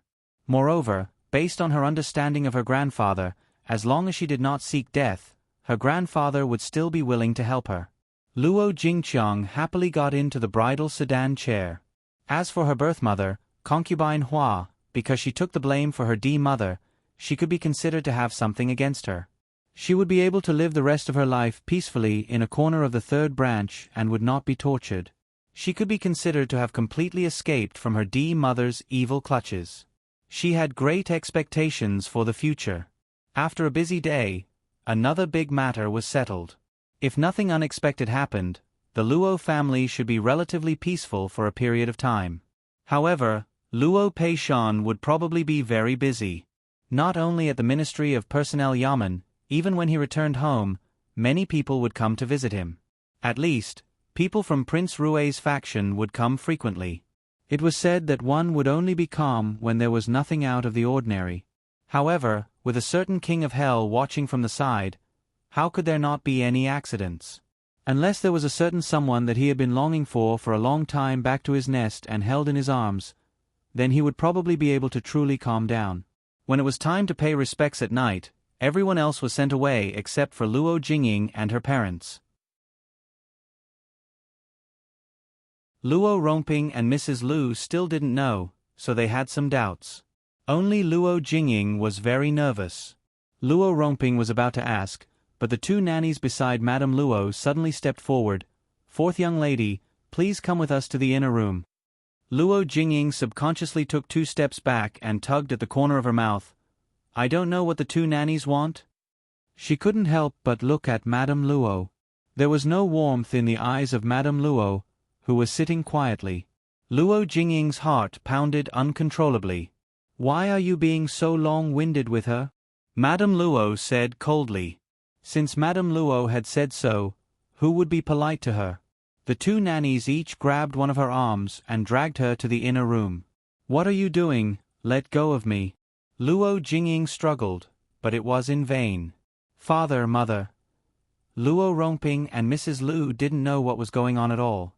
They wanted to say something, but when they met Madame Luo's knife-like eyes, they swallowed back their words. No matter how scheming Mrs. Lu was, no matter how good she usually was at pretending, she had a deep-rooted fear of Madame Luo. This fear was not only between a daughter-in-law and a mother-in-law. Madame Luo had never been bad to her daughter-in-law. It was only because Madame Luo absolutely suppressed her in some aspects. Regardless of her bearing and self-restraint, there were times when she seemed to see through her at a glance. In front of her, it was as if she had been stripped naked and had nowhere to hide. As for Luo Rongping, his mother lived a peaceful life, but she was too pretentious. As a result, he didn't know where she was taken away by Luo Peishan. When he was a few years old, he was raised by Madame Luo. Because he wasn't too young at that time, and his mother talked nonsense in his ear all day long, he hated Madame Luo in his heart. Who was Madame Luo? If you hated her, how could you expect her to treat you well? She would give you enough to eat and warm clothes, and when you reached the age, she would hire a teacher for you. Luo Rongping was raised like this, and inexplicably, he also developed a fear of Madame Luo. In front of Madame Luo, he was even more obedient than in front of his father. Not long after Luo Jingying was taken away, he was brought back again. Luo Jingying, who was brought back, looked as if he had been tortured. His hair was messy, his clothes were scattered, and his whole body seemed to have been drained of energy. He directly knelt on the floor. Madame Luo was very displeased to see him like this. "How is it?" "Madame Luo, fourth young lady has lost her virginity, and there are marks on her body." This sentence was like a bolt from the blue for Mrs. Lu, and Luo Rongping was also shocked. "Tell me, who is that man?" Madame Luo was not angry, but only indifferent. Luo Jingying sat on the ground in a daze and didn't say anything. Madame Luo didn't care. "Come on, go to Luo Jingying's room and see if there is anything special. Also, tie up all the servants in her yard. Bring the nanny and the head maid here." "Don't go, don't go." Luo Jingying suddenly wanted to stop his mother, who was leaving, like crazy. No one would believe that there was no ghost in her room with her reaction. At this time, Mrs. Lu only wanted to strangle her. Because of the incident in Great Princess Royal's residence last time, she was already very disappointed with her and planned to give her the cold shoulder. As a result, when she didn't pay attention, this evil creature actually. Mrs. Lu's vision turned black and she almost fainted. Luo Rongping directly stepped forward and kicked Luo Jingying. His plan. His dream of being the father-in-law of the country. How could a piece of trash enter Jin Qin Wang Fu? That kick was full of anger and he used all his strength. Luo Jingying let out a sharp cry of pain. Now that Darren is showing off, why didn't you do it earlier? Madame Luo coldly reprimanded.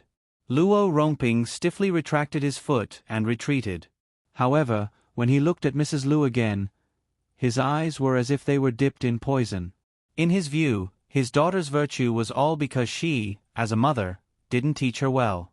Look at how good his eldest son was, and his eldest daughter wasn't bad either. Only this daughter made him lose face. However, he neglected the fact that other than the teacher, the one who taught Luo Jingming more was Luo Peishan and not him, his father. Luo Jingqiang was also raised by his concubine mother. In his eyes, that concubine's daughter had always been petty and unpresentable. It was only recently that she had changed. Just because of this, he had the nerve to stick gold on his face? Mrs. Lu didn't notice his gaze at all. After a moment of dizziness, she suddenly pounced forward and firmly grabbed Luo Jingying's arm. Who is that man? Say it, quickly say it. Who is that wild man? While questioning, she grabbed her arm and fiercely pulled. Luo Jingying was like a broken doll, swaying with her strength. Mother, let go, it hurts. After being kicked by Luo Rongping just now, Luo Jingying was still in so much pain that she could only suck in cold air. Her tears fell down one after another. Now that she was being ravaged by her own mother, she was in such a sorry state. Say it, quickly say it. Who is it? Mrs. Lu's voice became sharper and sharper. Her other hand even directly pinched Luo Jingying's face. Who are you doing this for? Get lost. Mrs. Lu froze and somewhat trembled as she withdrew her hand. Her heart fell to the bottom. This time, it really wouldn't be so easy to resolve. Luo Jingying refused to say, but old Madame Luo wasn't in a hurry. She just waited. Luo Jingying wasn't a stubborn person. Soon, Luo Jingying's etiquette instructor and 4 servant girls were brought over. The others were tied up and locked in the small room. One of the servants directly put a bag of things in front of old Madame Luo. Old Madame Luo's eyes fell directly on the Luo Jingying's etiquette instructor. She looked at her for a while, then her eyes fell on Mrs. Lu. You found a good instructor. She even thought of a way to help this girl escape from the residence. Mrs. Lu clenched her teeth and trembled. She didn't dare to say a word. Although the etiquette instructor had already thought that she might be discovered, when it came to the end, she couldn't help but panic. The servant at the back door is going to be sold as a guilty slave. You can go and accompany her. The etiquette instructor was really scared this time. She probably didn't expect old Madame Luo to be so ruthless. She suddenly raised her head. Old Madame, you can't do this. Can't? Old Madame Luo looked at her indifferently. You're just a guilty slave. Why can't I do it? What, you're a non-slave instructor that Mrs. Lu invited back for worship. Even if that's the case, immediately get out of the Luo family. I'd like to see which family will invite you back after you leave the Luo family. An etiquette instructor who had been driven out of the house, and she didn't look young, would be invited back by everyone.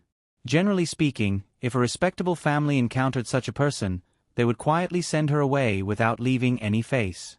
It could be seen that she had really angered the master. If such a person was invited back, it would be to teach their own girl a bad lesson. Old Madam is so heartless. Aren't you afraid that this old servant will reveal forth Mrs. Matter?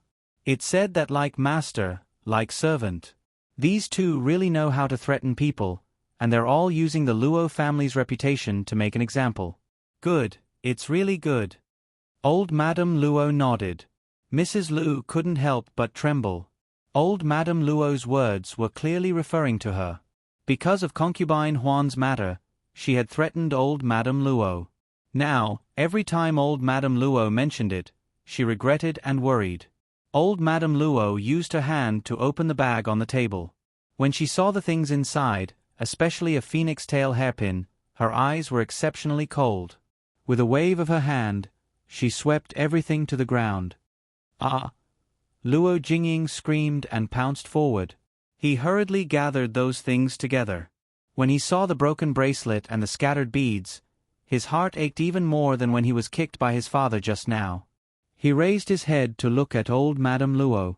He couldn't hide his hatred, as if he wanted to pounce on old Madame Luo and bite her to death. https://www.bicken.com/11/11807/6653060. HTML chapter error. Click here to report. No registration required. We will deal with it as soon as possible. After reporting, please wait patiently and refresh the page. Please remember the domain name of this book: www.bicken.com. Bicken.com mobile version reading website. Bicken.com.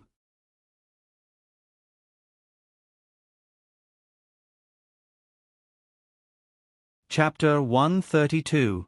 Madame Luo was so angry that she laughed. I didn't expect the Luo family to have someone like you. I thought that you were young and naive, so you were deceived. But now, it seems that you're willing to do it. Since you don't want to talk about it, then forget it. Go back and pack up. Tomorrow, you'll go to Qi and Manor. In fact, Luo Jingying didn't need to be mentioned. Madame Luo had a rough idea of what was going on. After all, she was a girl from the minister's manor. Ordinary men wouldn't dare to touch her, and there were only a few who dared to use such despicable means. With the addition of the phoenix tail hairpin, the result was out. Moreover, she deliberately gave Luo Jingying such an obvious hint as the phoenix tail hairpin. This was already a clear indication of her attitude. It would be a lie if Madame Luo didn't hate her. Only this idiot would go up to her. From Luo Jingying's point of view, even if something happened, Madame Luo would probably close the small temple again. Otherwise, she would at most be sent to the country house. Even so, she believed that she would enter Prince Rue's manor sooner or later. She just needed to endure until Prince Rue came to pick her up. But once she left the capital, no matter how stupid or naive she was, she knew that the man she liked, her life of glory and wealth, and her thoughts of stepping on everyone else would all turn into bubbles. No, I don't want to leave the capital, I don't. Madame Luo was unmoved by Luo Jingying's crazy behavior. That's fine too. Luo Jingying's expression eased a little, and she looked at Madame Luo with hope. You can directly remove the clan, and then you can do whatever you want. Luo Jingying widened her eyes in disbelief, and her pupils constricted. When a girl was removed from the clan, even her surname would be erased, and she would become a rootless duckweed without any support. From a certain point of view, she was even worse than those lowly girls, because anyone could step on her, bully her, and die on the streets for nothing. From this point, it could also be seen that in Li Hongyuan's previous life, in order to not implicate the Luo family, Jingwan had to sever ties with the Luo family. What kind of determination and courage did she need? If she was not careful, she would have been consigned to eternal damnation. Luo Jingying was still unmarried. There was no place for her to stay apart from the Luo family. Even if she believed that she was the true love of Prince Rue and was abandoned by the Luo family, there was still Prince Rue. Did she have the courage to accept such a fate? Absolutely not. Without the support of her family, even if she entered Prince Rue's mansion, she would only be at the bottom. Was Luo Jingying really so stupid that she didn't realize anything? Was she really so stupid that she thought that Prince Rue would pamper her, protect her, and treat her like a treasure in his palm? She knew very well that she was not that important. She just did not want to admit it. Of course, you still have a third choice, and that is to die suddenly. Madame Luo played it down more and more. Luo Jingying's lips wriggled, but she couldn't say a word. The craziness from a moment ago was now replaced by panic and fear. Even when she had been locked up for so long last time, she had never experienced the fear brought about by Madame Luo as deeply as she did now. Her whole body was trembling, and she didn't know how to react. Madame Lu was also so frightened that her soul almost left her body. She quickly knelt down and said, "Mother, Jinger is young and ignorant. She was just confused for a moment and was blinded by those vulgar things. She was deceived by flowery words. I beg you, forgive her this time. When I go back, I will teach her well. I will never let her make another mistake. Mother, please forgive her this time, please forgive her this time." Madame Lu kowtowed, and blood soon oozed out of her forehead. Luo Jingying seemed to have also reacted. She knelt properly and began to kowtow and beg for mercy in a tearful voice. Madame Luo looked at her indifferently, then glanced at Luo Romping, who was standing behind the mother and daughter with an uncertain expression. It was true that their family was like a nest of snakes and rats. Madame Luo was about to speak again when Luo Peishan came from the study. Seeing the situation in the room, he didn't seem surprised at all and sat down next to Madame Luo. "Madam, don't be angry with these evil creatures." Madame Luo glanced at Luo Peishan. To say that Luo Romping became like this today, Luo Peishan also had a lot to do with it. She, who was not his biological mother, didn't care, and Luo Peishan, who was his biological father, didn't care much. Of course, he was very busy in those years. Not to mention this son of a concubine, he didn't even have much time to care about the other 3 sons. Even so, now that Madame Luo had to clean up the mess, she was still a little unhappy with Luo Peishan. However, after so many years, she couldn't argue with him at this time. It was meaningless. "Does Master know?" Luo Peishan nodded. Not only was he aware of it, but he also knew everything, including his 3rd son. He had once wanted to seek refuge with Prince Rue, but he had no way of doing so. Coincidentally, he had gotten close to Prince Kang's people. In the end, after a lot of hard work, he was still wandering around the periphery. Not long ago, he had followed a lantern to Prince Rue. Before he could come to a conclusion, his own family had been forced to stand with Prince Kang's faction. Well, it had actually given him a push, causing Prince Rue to not let go of him. After weighing the pros and cons, he had completely turned his back on the Luo family. Luo Peishan was now doubly angry.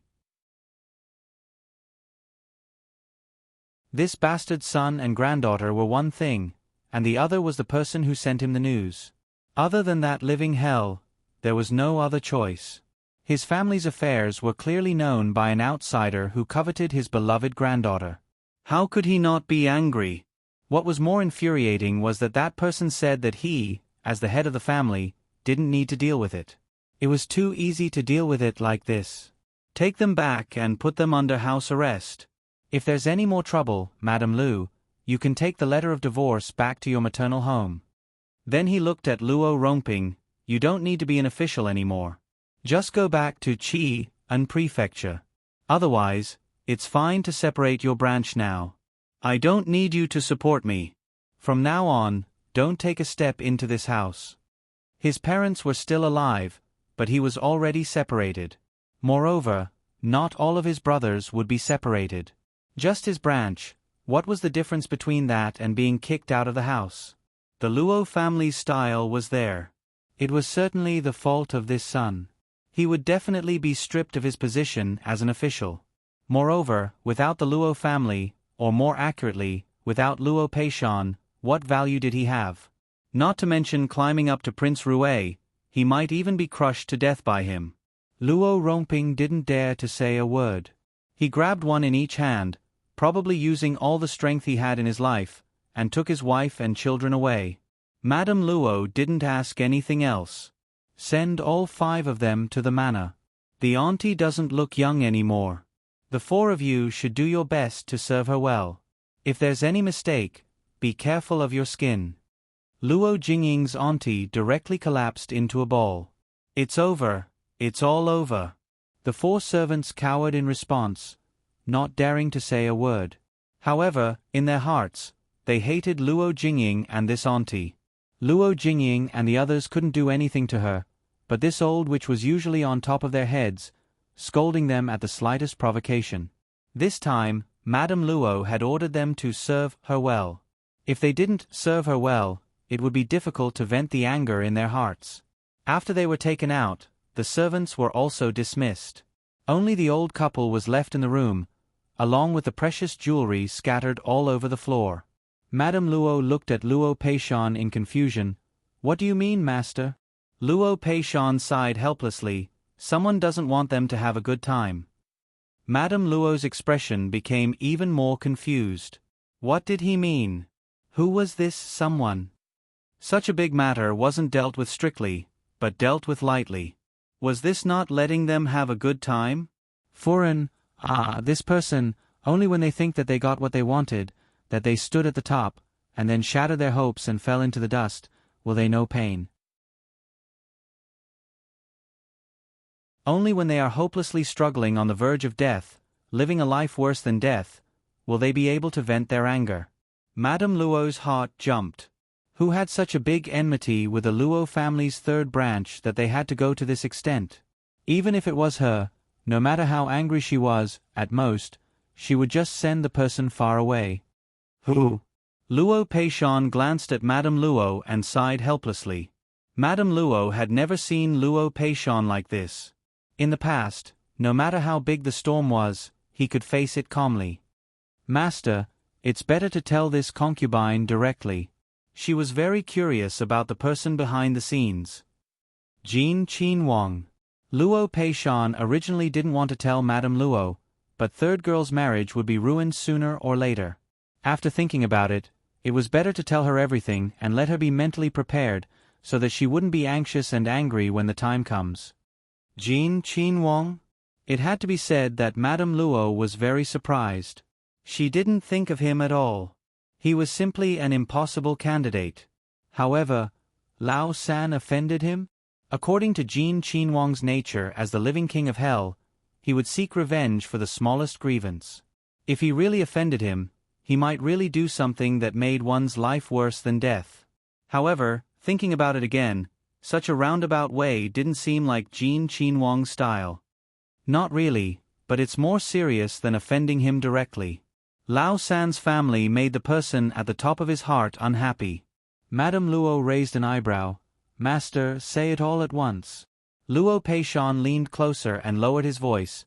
"The one at the top of Jin Qinhuang's heart, our family's third girl. Don't be agitated, listen to what I have to say." Then he narrated the matter regarding Jin Qinhuang, as well as the things he did to Jingwan. "The matter is like this." Madame Luo's face was full of shock. "Master, let me calm down first." This news was really too shocking.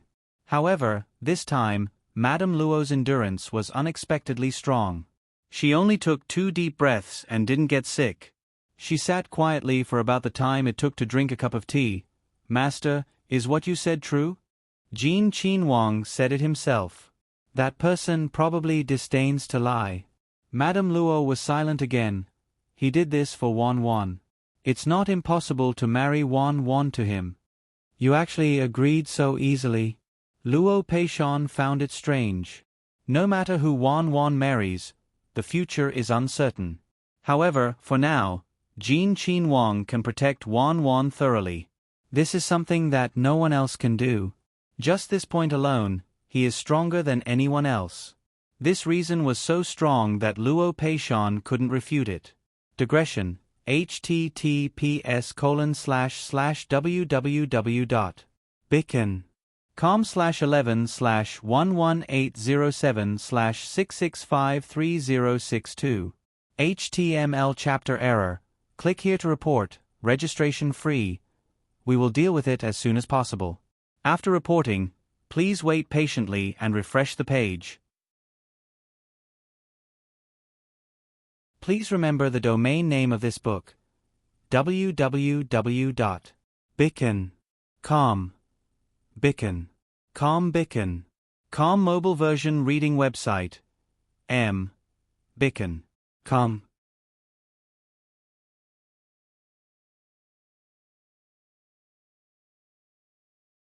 Chapter 133. The husband and wife were silent for a moment, then old Madame Luo spoke again. Jin Qin Wang means to send Luo Jingying to Prince Rui's Fu? What about Luo Rongping? How will he deal with it? When Luo Peishan heard the way his old wife addressed him, he knew that she was thoroughly disgusted with the third branch this time. Luo Peishan also didn't want to redeem anything. That son of his refused to listen to his advice and stubbornly clung to his own course. He even thought that he, as a father, didn't like him and wanted to cut off his future. Rui Qin Wang wants to detain the third branch as a chess piece to control our Luo family. He has already coaxed Luo Jingying to be dead set on him, and has completely coerced and enticed Lao San to lean towards him. Since that's the case, what harm is there in fulfilling their wishes? Only, I don't know what kind of expression they will have when it's all for naught in the end. Old Madame Luo coldly snorted. Can't you blame the heavens and accuse others and push all the blame onto others? Could it be that you still expect them to reflect on themselves? What kind of thoughts these people had, she was all too clear. Luo Peishan admitted that his old wife was right. How is Lei Oi doing in the Ministry of Personnel? The main officials of the Ministry of Personnel all have something on them that Jin Qin Wang has in his hands. Today he gave it all to me. Old Madame Luo moved. These things that could be used against them wouldn't be a small matter. Once it was revealed, there was a high chance that they wouldn't be able to keep their position and might even lose their heads. However, the Ministry of Personnel should also have Jin Qin Wang's people. Are you not planning on letting them know your position? Letting you threaten and torment them? However, this is also good. For you, it's the safest. Jin Qin Wang is very meticulous in his work. From what I see, even those who work for him don't know each other's details, not to mention the small officials below. I'm afraid that they don't even know who they are working for. Old Madame Luo sighed. Everyone in the world knows that Jin Qin Wang has nothing but a body of skin, and his reputation is so bad that no one can compare to it. Who would have thought that he hid it so deeply, grasped so many things, and completely contrary to the rumors, kept himself clean and honest. Towards Wan, he is even more. A man like him, even if he gets what he wants, his thoughts will fade, but towards Wan, he shouldn't be too bad. Putting aside his identity, there's no one more suitable for Wan than him in other aspects. But Zheng Min and Sun Yilin. Madame Luo immediately waved her hand to interrupt him. Two grown men, it's just breaking off an engagement. It's not like you'll lose a piece of flesh. Luo Peishan looked at his old wife speechlessly. The point is that both of them are deeply in love with the third girl. So what? Would Wan marry anyone who liked Wan? If it's possible, I don't mind Wan marrying them all back. Madame Luo threatened valiantly. Luo Peishan looked at Madame Luo in disbelief. You. What? Luo Peishan felt that at this moment, she didn't give in at all. Forget it, I won't argue with you about this. I just feel that Jin Qin Wang is scheming against them and is completely kept in the dark. It's a little pitiful. Pitiful? For someone like Jin Qin Wang, for other men to peep at the person in his heart. He didn't give Chen Zhengmin a princess and cut off his future. It's already very benevolent. Luo Peishan looked at her as if he was looking at a monster. Then he thought carefully. His mother, what his old wife said seemed to be right. Even if it was an ordinary man, if someone else peeped at his wife, they would probably fly into a rage and hate that they couldn't get rid of them quickly. And for someone like Jin Qin Wang, it looked like he was outstanding in all kinds of ways and he had the ability to completely eradicate those people one by one. Looking at it this way, he was indeed very benevolent. With such a comparison, Luo Peishan didn't feel that they were pitiful. He only felt that they were really lucky. Not to mention that they still had their lives. Their future was also not damaged. This point didn't seem to be certain. When Jin Qin Wang took power in the future, he didn't know if he would still feel that they were an eyesore and make things difficult for them. Luo Peishan smiled embarrassedly. Furen, Zheng Min is your grandnephew. Wan is my grandson. He has taken care of me in every possible way for many years.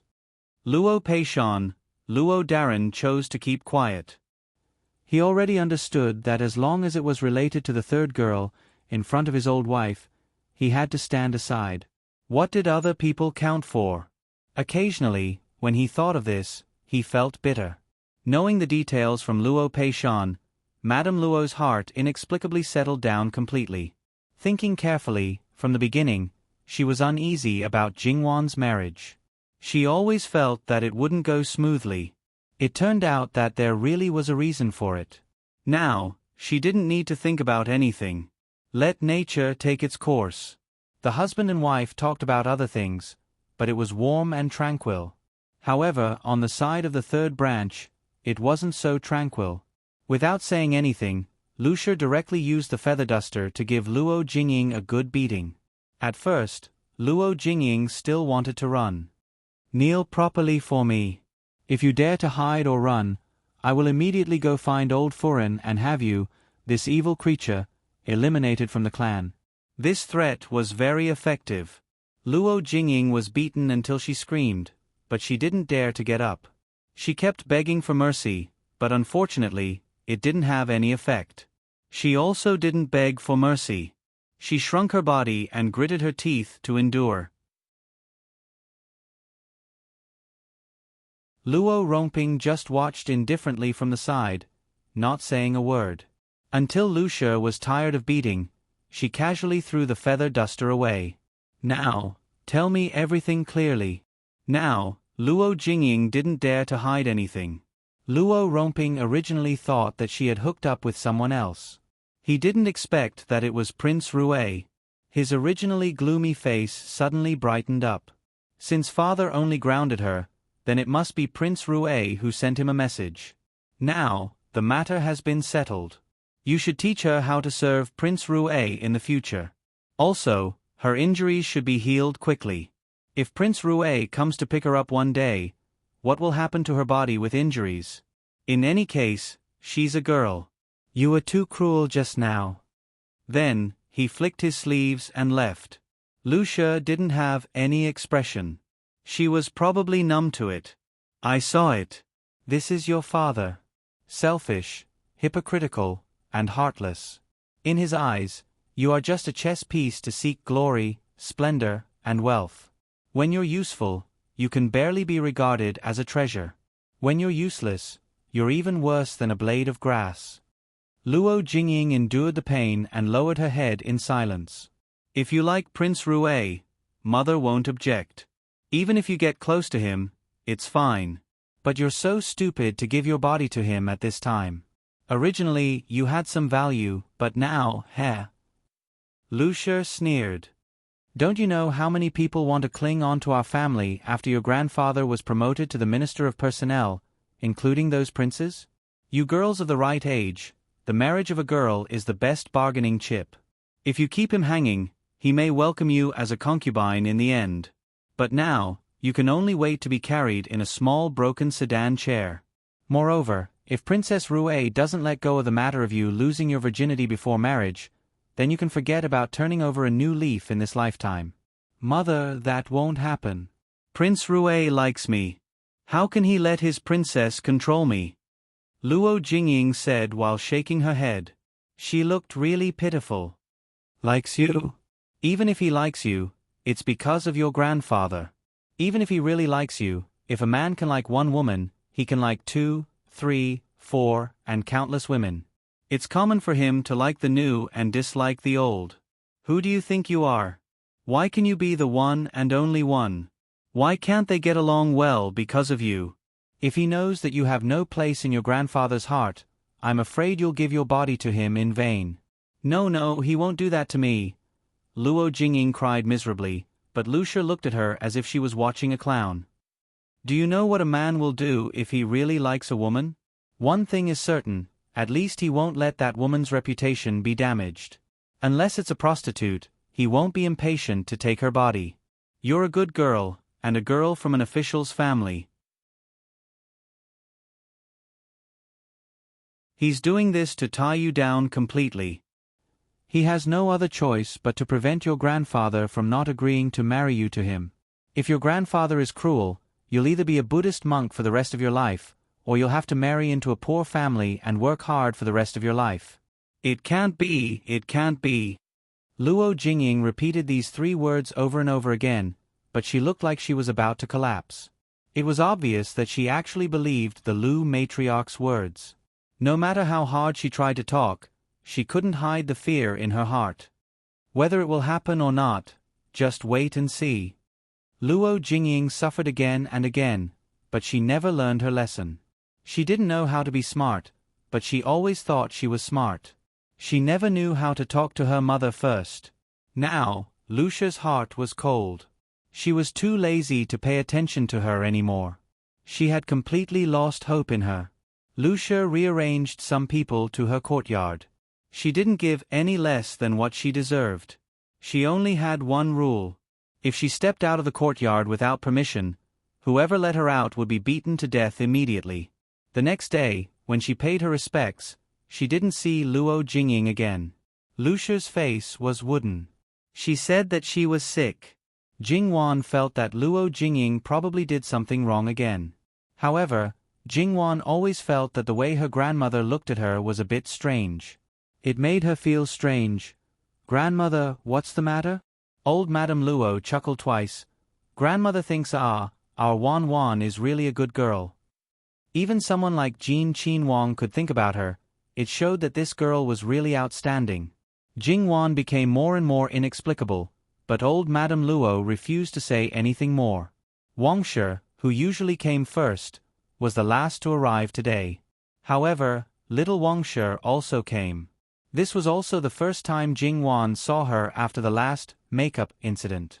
Her complexion looked good, her spirit was still good, and there was a faint smile in her eyes. It seemed that she was really getting better. Old Madame Luo looked at her carefully. "So, it's really the makeup powder's doing?" "I think it's not far from the truth. It's only been 10 days, but she's getting better. She herself also feels a lot more relaxed." Wangshi looked at Jingwan gratefully.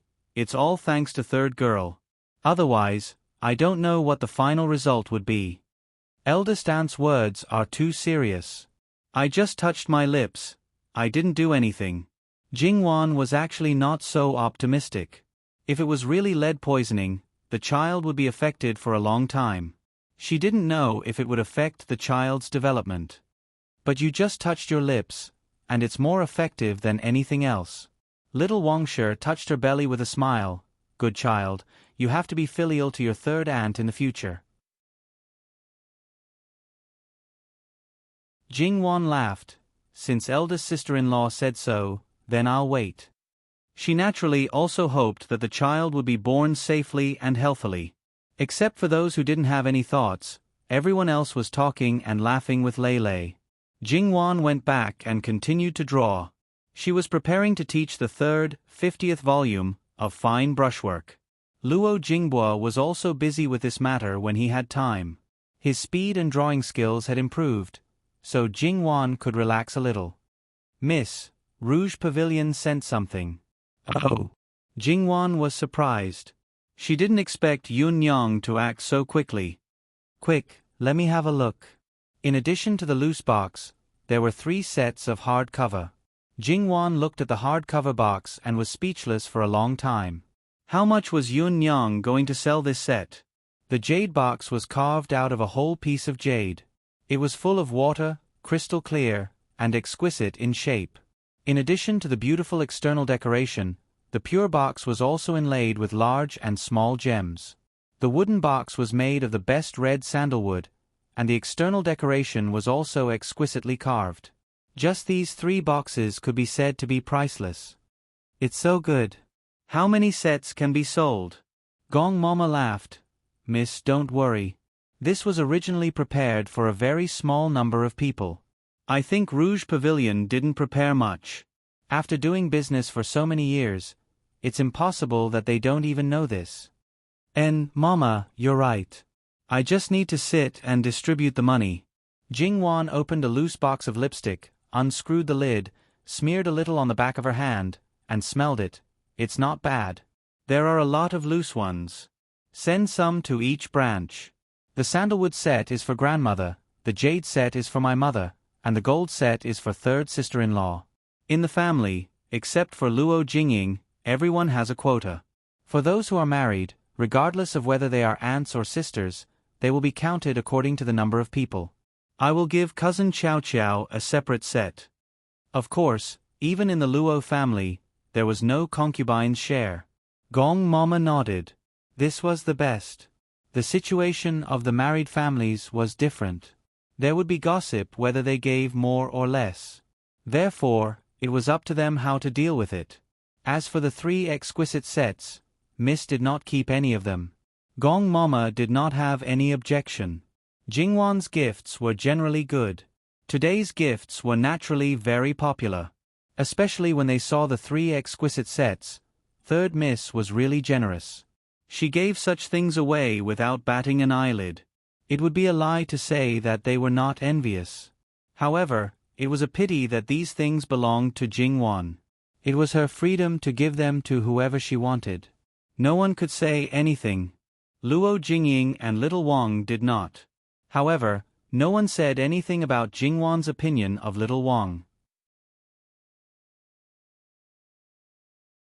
Everyone saw that Little Wang was getting better. It was all thanks to Third Mississippi. Those who secretly gossiped secretly slapped their own faces. However, the ridicule towards Luo Jingying went up a notch. Luo Jingying had brought it all on herself. The next day, Luo Jingqiang came back. She looked good. It was obvious that this second reincarnation might be a rebirth for her. Madame Lu said a few words to her and did not say anything more. Go and see your concubine. Then come back and talk to your sisters. Madame Luo said. Yes. Luo Jingqiang was happy. Madame Luo's move was undoubtedly a slap to Madame Lu's face. Concubine Hua was still in confinement. When Luo Jingqiang got married, she was not able to come out. Madame Luo was undoubtedly doing her a favor.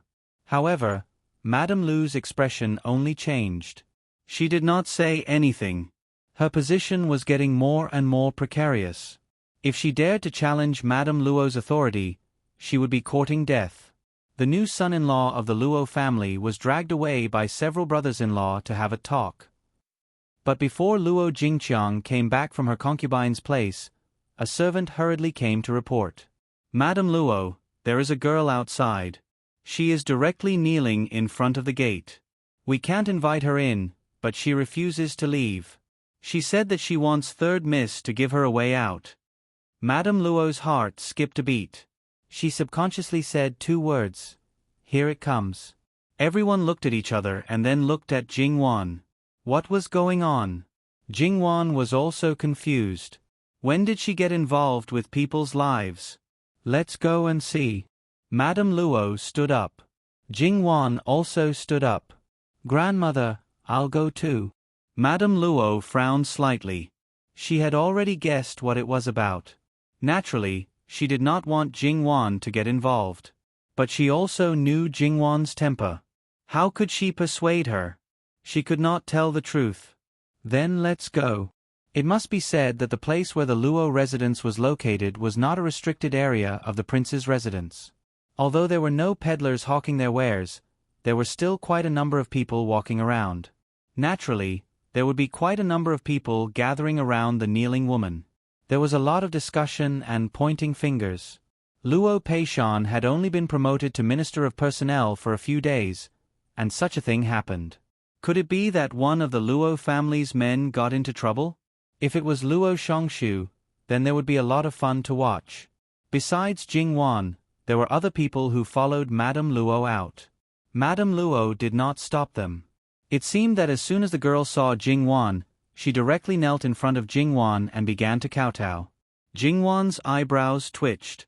Was she trying to shorten her lifespan?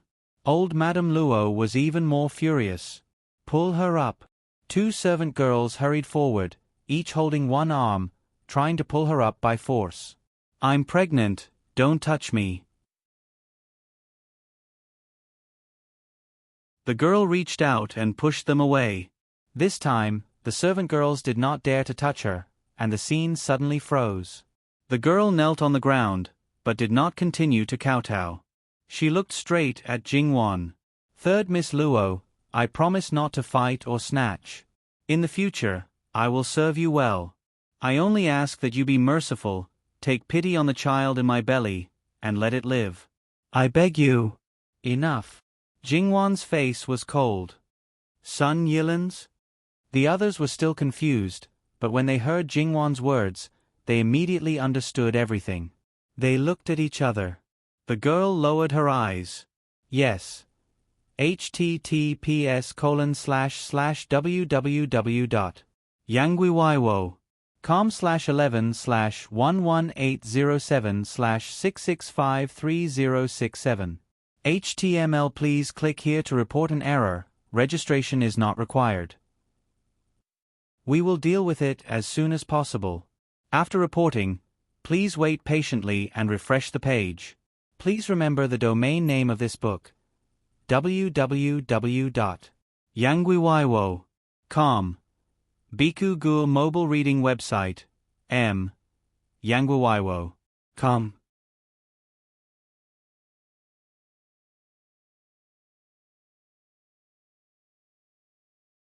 Chapter 134. Because she didn't raise her head, she could only see the tears falling down. She looked so wronged. Sometimes, Jingwan wondered if she was too easygoing. That was why people always wanted to step on her. "Come, prepare a carriage and send this girl to Duke Dingwa's mansion." "No, third Miss Luo, Master Lin doesn't like me. If I go to Duke Dingwa's mansion, he will definitely make me abort the baby. I've been in love with him since I was 12 years old, but I know I'm not qualified to be his wife. I want to forget him, but I can't. Because of fate, I had a short-lived marriage. I thought it was enough. I was willing to die immediately. I was ready to leave the capital and live a life of Buddha. But. The woman covered her belly and said carefully, "I know it's all my fault, but the baby is innocent. Can you keep it? I'm willing to serve you like an ox or a horse. If you can't tolerate me, I can leave after giving birth to the baby. I promise I won't appear again. Otherwise, I'll leave the baby and leave the mother." "What does this have to do with me?" Jingwan said lightly. The woman was stunned. "You are his fiancée, his future wife. If you are willing to keep the baby, then I believe he will also." Jingwan suddenly smiled. "What makes you think I will?" Wan. Madame Luo stopped her. She had already expected what Jingwan would say next. If she really said it, it would be bad for her reputation. Although Madame Luo didn't worry about her marriage at all, it was still very annoying to be gossiped about by outsiders. She pulled Jingwan back and took a step forward, just blocking half of Jingwan's body. Jingwan also knew Madame Luo's intention, so she obediently stepped back. "Look at you. You don't want to enter the Luo family, and you don't want to leave without achieving your goal. Fine, you don't want your face. It doesn't matter if our Luo family loses some face." The woman bit her lip, humiliation flashing in her eyes. Madame Luo was unmoved. "Since you can recognize our third daughter at a glance, I think you must have more than met her before. You must have some understanding of her. I think you're not a commoner girl. Tell me, which family are you from? You don't dare to look for the Ding General Manor, but you look for our Luo family. Do you think that our Luo family is easy to bully? There was just a shameless person who ruined the family's reputation, and now there was another one who came to embarrass Wan. Madame Luo was burning with anger at this moment. "I'd like to see which family taught such a good girl like you." "Old madam, I know you're very angry, but I had no choice. I had no choice but to resort to this. Which family are you from?" Madame Luo raised her voice, her eyes cold. "My father, Right Commander-in-Chief Shen Shuhan."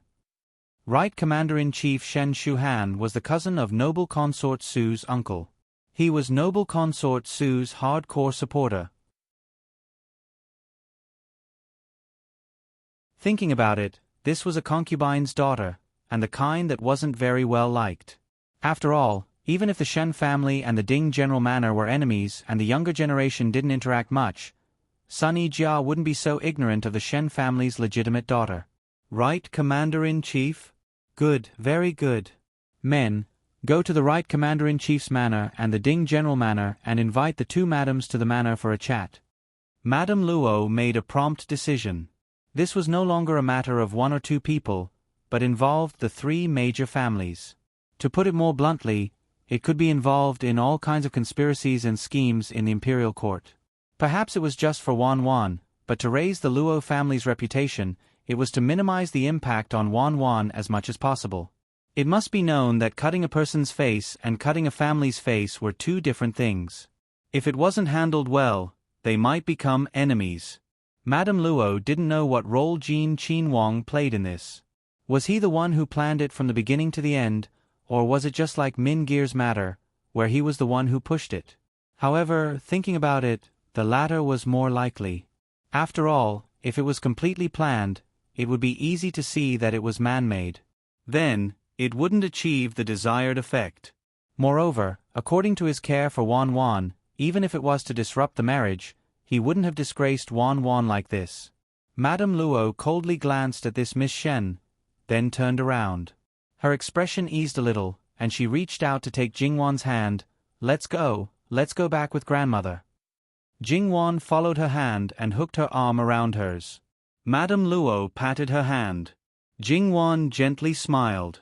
To be slapped in the face like this, it was certain that she would be angry, but she wasn't sad. In fact, Jingwan's first reaction was, probably as sister-in-law wished, the engagement would be broken off. Things had already turned out like this, it would be strange if the engagement could still be maintained.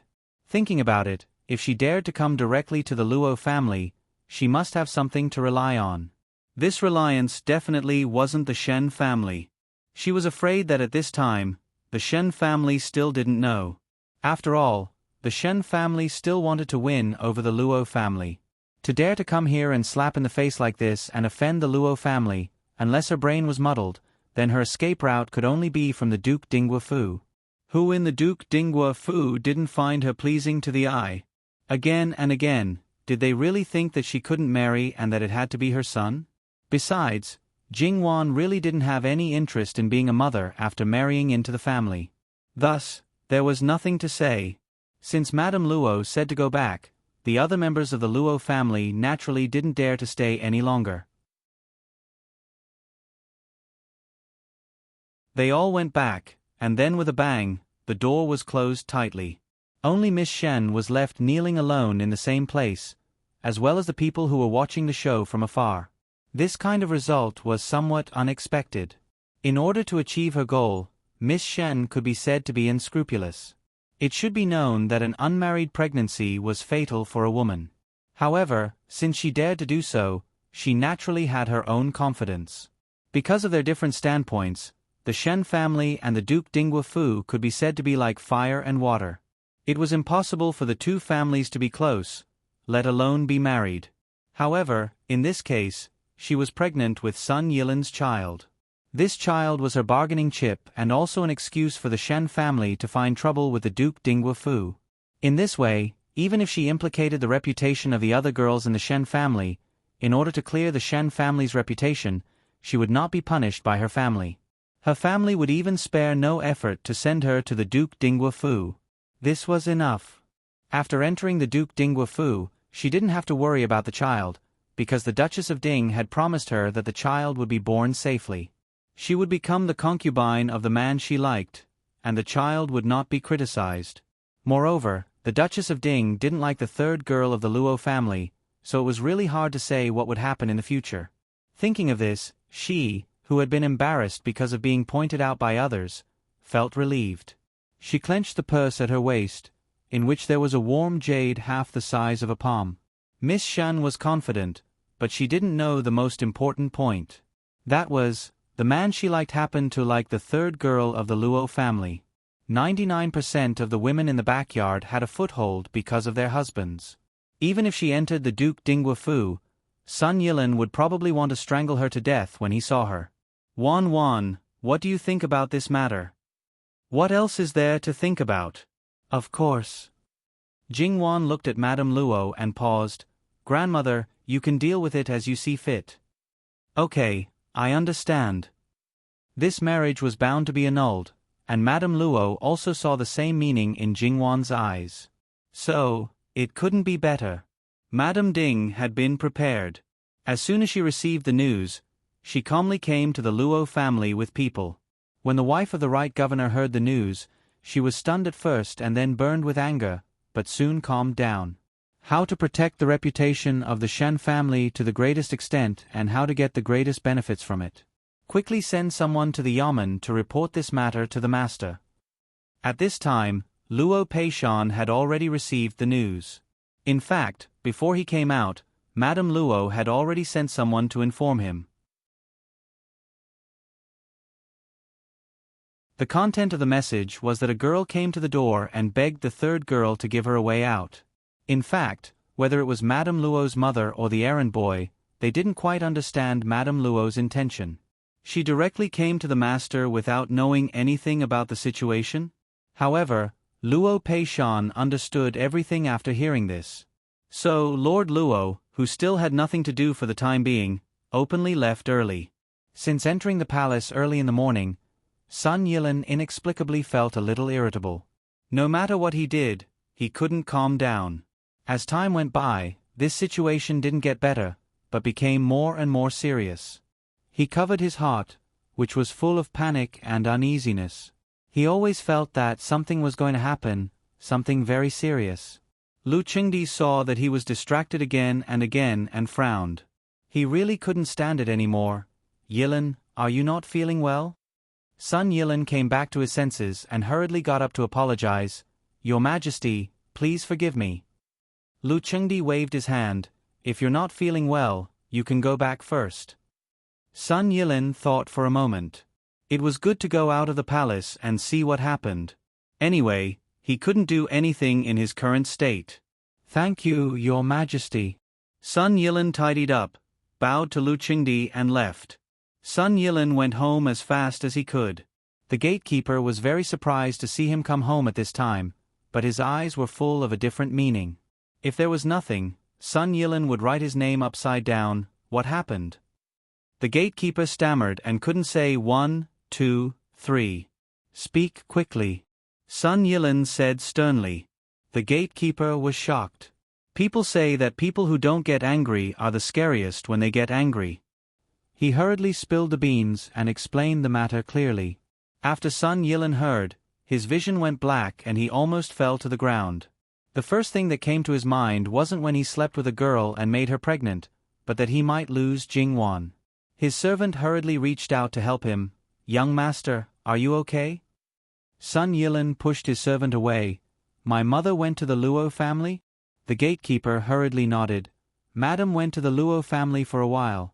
She should be here soon." Sun Yilin turned to leave. Just as he stepped out of the door, he turned back and walked quickly to old Madame Sun's courtyard. Obviously, old Madame Sun already knew about this matter and was sitting in the corridor, lost in thought. Sun Yilin walked over, lifted his clothes and knelt down. "Grandmother, don't beg me. It's useless. I can't help you. It's not like third Miss Luo has to marry no one but you. Your mother is just a prospective mother-in-law now, but she has to keep making other girls unhappy and humiliating them. If it were anyone else, they wouldn't marry into the family. Probably only your mother is self-righteous and thinks that no matter what she does, she can't ruin this marriage." Sun Yilin's heart was filled with hatred and pain. Grandson will take his leave. He got up and hurried to the Luo family. The wife of the right governor and the wife of Duke Ding arrived at the Luo family almost at the same time. The two of them did a good job of saving face, but their eyes had already fought back and forth several times. Not only were the two of them on different sides, but they were also sworn enemies. Old Madame Luo's gaze fell on the girl who was still kneeling. The Shen family really knows how to raise girls. Shameless, climbing into her son's bed while he was drunk, bitch. That's not as good as the wife of Duke Ding's son. Wantonly seducing girls. Where was his upbringing? The #1 young master in the capital, the #1 gentleman in the capital. You. The wife of Duke Ding knew some of the truth, but she couldn't say it out loud. She had to pretend that she was the only one who knew about this matter, or else it would expose what she had done. "Please enter the house, madams." A mother next to old Madame Luo also had a cold expression. "I think Miss Shen is probably willing to get up now. The Luo family can't do something like forcing an outsider to have an abortion medicine." The wife of the right governor was somewhat embarrassed at this moment. No matter what, this was still a member of their Shen family. She really wanted to slap her to death. A bitch was a bitch, actually looking for trouble. "Get up. Who are you waiting for to help you?" When she turned to the mother again, she knew that she was in the wrong, so she put on a smile on her face. "Please lead the way." Miss Shen had been kneeling for so long that her legs had long gone numb. When she got up, she staggered, but no one reached out to help her. She stood up 2 or 3 times. Feeling a faint pain in her lower abdomen, she couldn't help but panic. Before she came, she was afraid that something would happen, so she specially took pregnancy medicine. If the child was gone, she would be completely finished. "Madam, my stomach hurts." "It's good that she's dead. Once and for all. Bear with it," the wife of the right governor said coldly. Miss Shen's face turned pale. She was resentful and angry. She couldn't help but look at Duchess Ding. Unfortunately, Duchess Ding didn't even look at her at this time. The reason why she helped Miss Shen was just to make Jingwan lose face. As for the child in her belly, it was not legitimate. It was just a bastard. As for the possibility that it was not her son, she didn't think that would happen. Miss Shen couldn't help but feel hatred in her heart. The 2 parties were led into the gate, but before the door was closed, they heard the rapid sound of horse hooves. "Whoosh," Duchess Ding said softly and immediately turned around. When she saw her son turn over and dismount from the horse, she was angry and guilty. She was angry because he still valued his fiancée more than anyone else. She was guilty because if someone found out what she had done. "Yilin, are you not used to the palace at this time? Why are you here?" Sun Yilin looked at Duchess Ding expressionlessly. In fact, he wanted to ask her, "Do you think everyone is a fool?" This matter did not require any evidence at all. Anyone with half a brain would be able to figure out who had done it.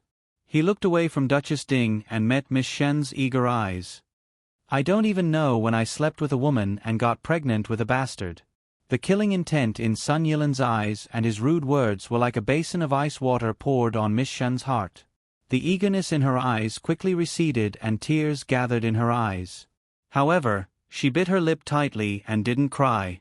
The wife of the right governor wanted to satirize Sun Yilin, but she didn't say anything in the end. "You'd better go in first." Seeing Sun Yilin appear together, the Luo family was surprised. Well, they were all here.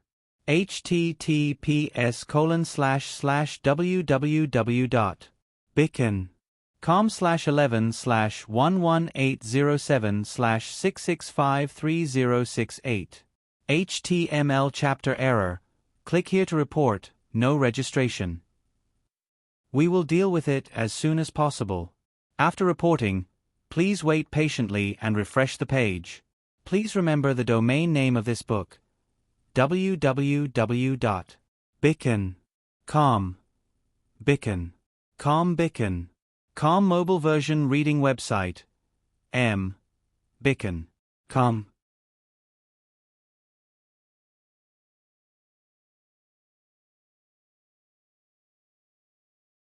Chapter 135. Madame Luo patted Jingwan's hand and said, "Wan, you can go back first." Jingwan nodded and stood up. "I'll take my leave." After taking 2 steps, she paused again and said, "Sister-in-law, come with me." She held Sun Yijia's hand with a little force. Sun Yijia finally left with her, but her eyes were always on Duchess Ding. There was unspeakable pain and endless coldness in her eyes. Then, it became indifferent little by little until her sight was completely blocked. It seemed that she had been completely isolated from her feelings for her. At this moment, Sun Yijia no longer had any hope for her mother. In her heart, she was nothing. Duchess Ding's heart couldn't help but tremble because of Sun Yijia's eyes. She didn't quite understand what was going on, but she was also quite angry. Was that the way a daughter should look at her mother? Jingwan's departure, in Sun Yilan's eyes, was like a farewell. Jingwan. He subconsciously wanted to chase after her, but he was blocked. Miss Shen looked at Sun Yilan's painful appearance and her heart skipped a beat. She seemed to have made a big mistake. With how much he cared about his fiancée, even if she entered Duke Dinggua's mansion, she was afraid that she wouldn't be able to get away with it. She squeezed the purse at her waist tightly. How could she not know that she had been used by Duchess Ding? What should she do now? Should she give up and win back a little bit of his affection, or should she become his woman even if he hated her to death? She felt the pain in her lower abdomen become more intense. Miss Shen's heart was in a mess, but her official mother, the wife of the right governor, was very clear-headed. Without saying a word, she apologized to Madame Luo first and lowered her posture. No matter how they argued with Duke Dinggua's mansion, for the Luo family, they were indeed in the wrong. If she still couldn't recognize this at this time, then her position as the wife of the right governor would be in vain. However, she used to think that Duchess Ding was on par with her. Through this matter, she suddenly felt that it was beneath her to compete with her in the past. That's right, Duchess Ding's role in this matter was also clear to her in a very short time. The attitude of the wife of the right governor's wife made Madame Luo feel a little better, but only a little. His icy gaze landed on Miss Shen. Bring a chair for Miss Shen and remember to put a soft cushion on it. Then, call for a doctor to take Miss Shen's pulse. Otherwise, if anything happens to the child in her stomach, it might spread that our Luo family is overbearing and intolerant. This girl hasn't even married into her husband's family yet, but she's already starting to make a move on an outsider. Madame Luo's words were not polite at all. It was definitely not just one or two people who were embarrassed. The one who hated her the most was Sun Yilan. He still didn't believe that this was his child. He usually didn't drink much. It was true that he was easily drunk, but he had never been completely drunk. Moreover, whether in the city or out of the city, he was always by his side. How could this daughter of a concubine of the Shen family have the ability to come to his side? Not to mention that the people around him had always been loyal to him. Even if they had been bribed, did they think that he was dead? Someone had climbed into his bed and slept with him. How could he not have any impression of it? Madam Luo waved her hand. You don't have to say anything. You should know what's going on in your heart. Your marriage with Wan Wan was also our family's fault in the first place. It was they who chose Sun Yilan and took the initiative to find him. Sun Yilan had already heard the implied meaning. In an instant, his face turned pale. Madame Luo, I don't know this girl at all. The child in her stomach can't be mine. Sun Yilan was anxious to explain. His eyes were weak and his voice was pleading. He didn't want to be sentenced to death like this. It wasn't easy for him to get married. He didn't want to lose it because of some inexplicable reason. He clearly didn't do anything. Seeing him like this, Madame Luo's heart couldn't bear it for a moment. However, this marriage must be cancelled. At the beginning of the marriage discussion, Duchess Ding's actions made people very dissatisfied. In the end, how long had it been? It hadn't even been 10 days and she started to make trouble again. In this way, if Wan Wan really married over, could she still have a peaceful day? Besides, if they didn't withdraw, Madame Luo couldn't guarantee that Jin Qinhuang wouldn't directly kill Sun Yilan. After all, his previous fiancés, except for Sun Yijia, didn't have a good ending. And Sun Yijia was able to withdraw unscathed, most likely because of Wan Wan's relationship. It was enough to show how ruthless Jin Qinhuang was to people who blocked his path. And Sun Yilan's denial to Miss Chen was undoubtedly a sharp blade that directly pierced her heart. It hurt so much that she trembled. Lin Gongzi, it doesn't matter if you deny me, but the child is indeed yours. Sun Yilan looked at her coldly. Mine?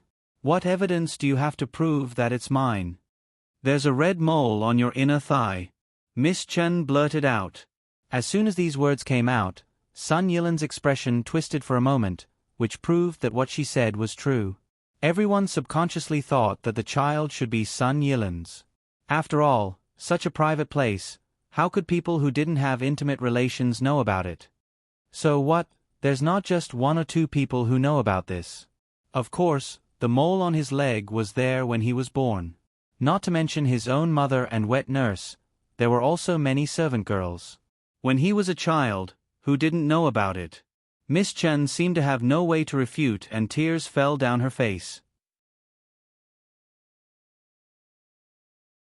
In any case, you're the recognized #1 gongzi in the capital. Eating and not admitting it? Although she's a cheap girl, she's still surnamed Chen. Could it be that Lin Gongzi thinks that our Chen family is easy to bully and doesn't want to take responsibility for deceiving our families, miss? The wife of the right governor coldly said. Then she looked at her concubine's daughter. You were so easily pulled into bed. Didn't you give you anything? Her gaze swept over the purse at Miss Chen's waist. It had always been in her hand. It was impossible to say that it wasn't important. What is it? Take it out. The wife of the right governor's wife's meaning was very obvious, and her eyes were also threatening. The wife of the right governor's wife's words instantly made Duchess Ding explode. It's clearly your family's miss who shamelessly climbed into my son's bed. How dare you make false accusations? You're the wife of the governor after all.